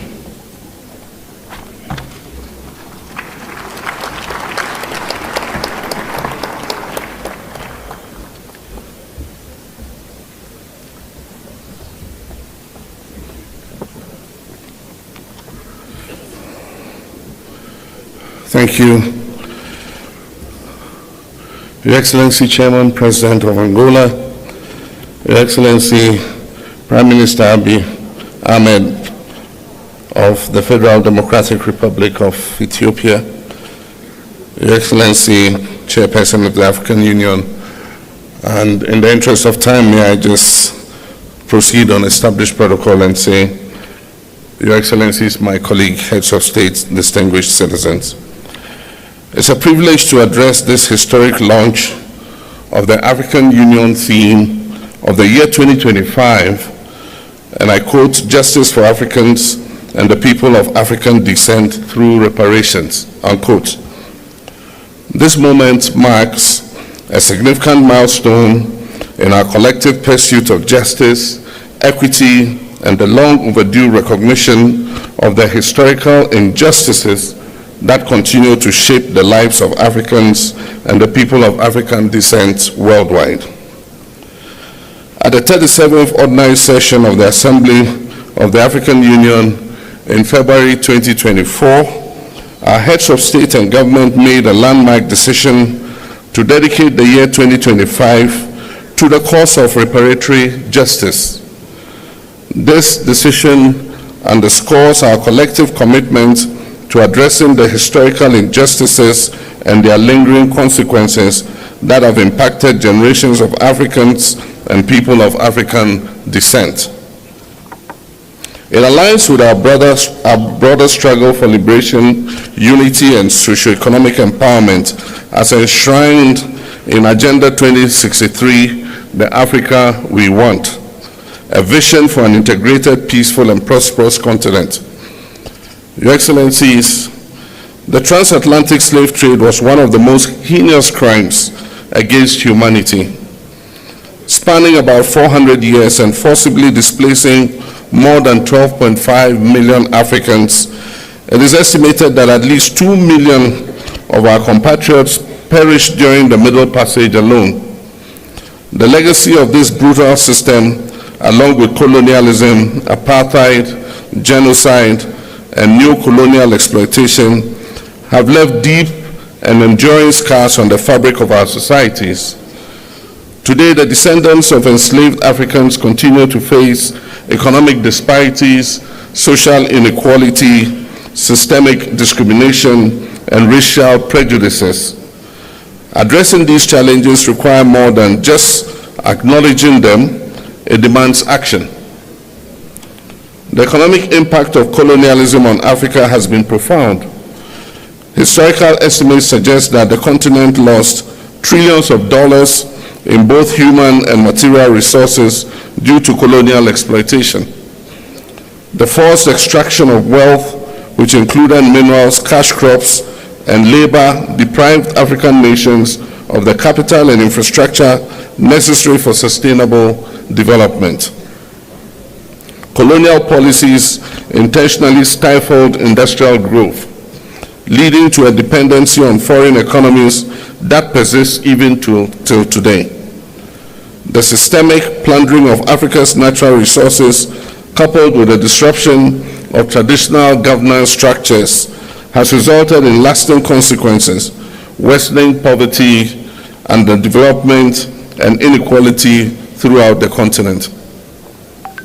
In November 2023, Ghana hosted the Accra Reparations Conference, a historic gathering that brought together African heads of state, scholars, and representatives of the global African diaspora to advance the reparations movement. This conference reaffirmed the urgent need for comprehensive reparatory justice and laid the foundation for stronger advocacy and policy frameworks. It provided a platform for dialogue on the financial, cultural, and social restitution necessary to address the enduring effects of slavery and colonialism.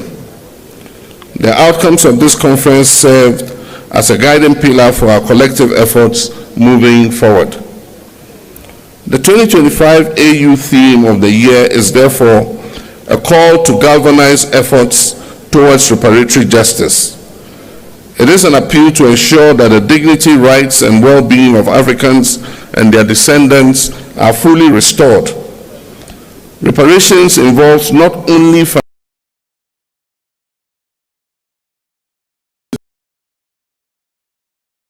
and guarantees of non-repetition for the abuse of fellow human beings. It is also about truth-telling, historical accountability, and the restoration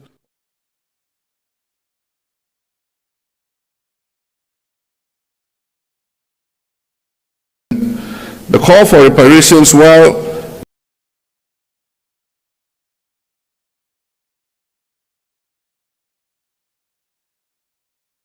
ensuring educational and economic opportunities, reclaiming cultural heritage, and amplifying the voice of Africa and the diaspora communities on the global stage. Achieving justice requires multi-stakeholder collaboration. Today's pre-launch event serves as a crucial platform for concertedly rolling out constructive consultation, dialogue, and partnership. We welcome the participation of AU member states, regional economic communities, the global African diaspora, civil society organizations, academia, the private sector, and international partners in this transformative endeavor. The African Union Commission, in collaboration with key partners, have developed the concept note and revised the roadmap to guide the implementation of the reparations agenda. This initiative will further the aspirations of Agenda 2063, fostering an Africa that is self-reliant, just, and inclusive. Through this launch, we seek to, among other things, mobilize political will and commitment towards reparatory justice and racial healing, present and discuss the roadmap for implementing the 2025 theme of the year, foster partnerships among AU member states, diaspora communities, and like-minded international allies, engage stakeholders in resource mobilization efforts to support reparations initiatives across Africa, elevate awareness and advocacy to ensure sustained engagement beyond 2025, encourage dialogue and knowledge sharing among experts, policymakers, historians, and affected communities, and finally, to ensure an end to the culture of silence and denial on racism and colonialism. Your Excellency, the work ahead requires a unified voice, a clear strategy, and unyielding commitment. Today, we reaffirm our commitment to working together to develop policies and frameworks that will support reparations efforts across Africa and beyond. We must continue to advocate for stronger legal and institutional mechanisms at the national, regional, and international levels to ensure that reparatory justice for the historical trauma inflicted on global Africa is not just a conversation, but a reality. Your Excellencies, ladies and gentlemen, to conclude, I wish to express Ghana's unwavering support for this critical initiative. Let us seize this moment with the determination it deserves as we work together towards a future that is fair, that is just, and equitable for all Africans and people of African descent, and by natural extension, the uplifting of all humanity. I thank you.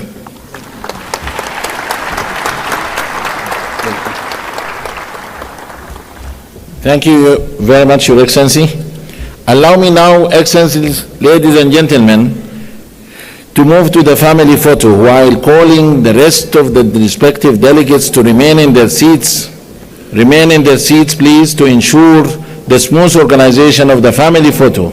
Allow me this time to call Excellencies and Honorable Heads of States and delegates in an organized manner to proceed to the photo session location. Allow me now to start by calling distinguished presidents from Liberia, Libya, Madagascar, and Malawi. Please follow our protocol team to the family photo. There is only one door open for the family photo, which is gate number 5. Please, protocol teams, lead our leaders to the family photo. And then the second row, please.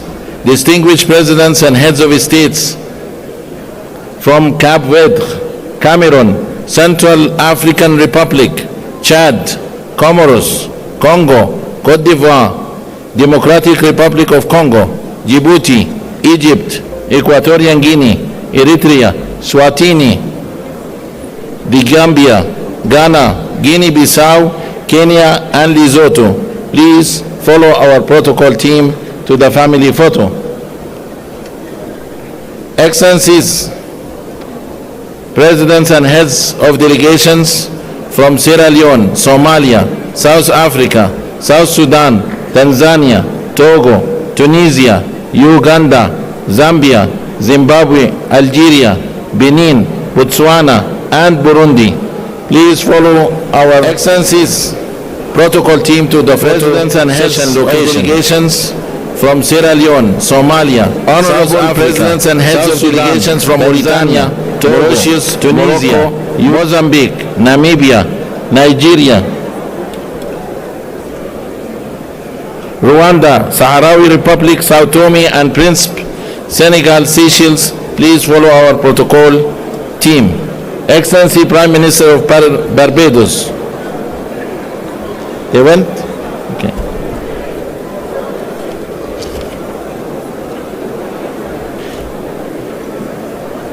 Okay, with that, I thank you all for your time and I wish you fruitful.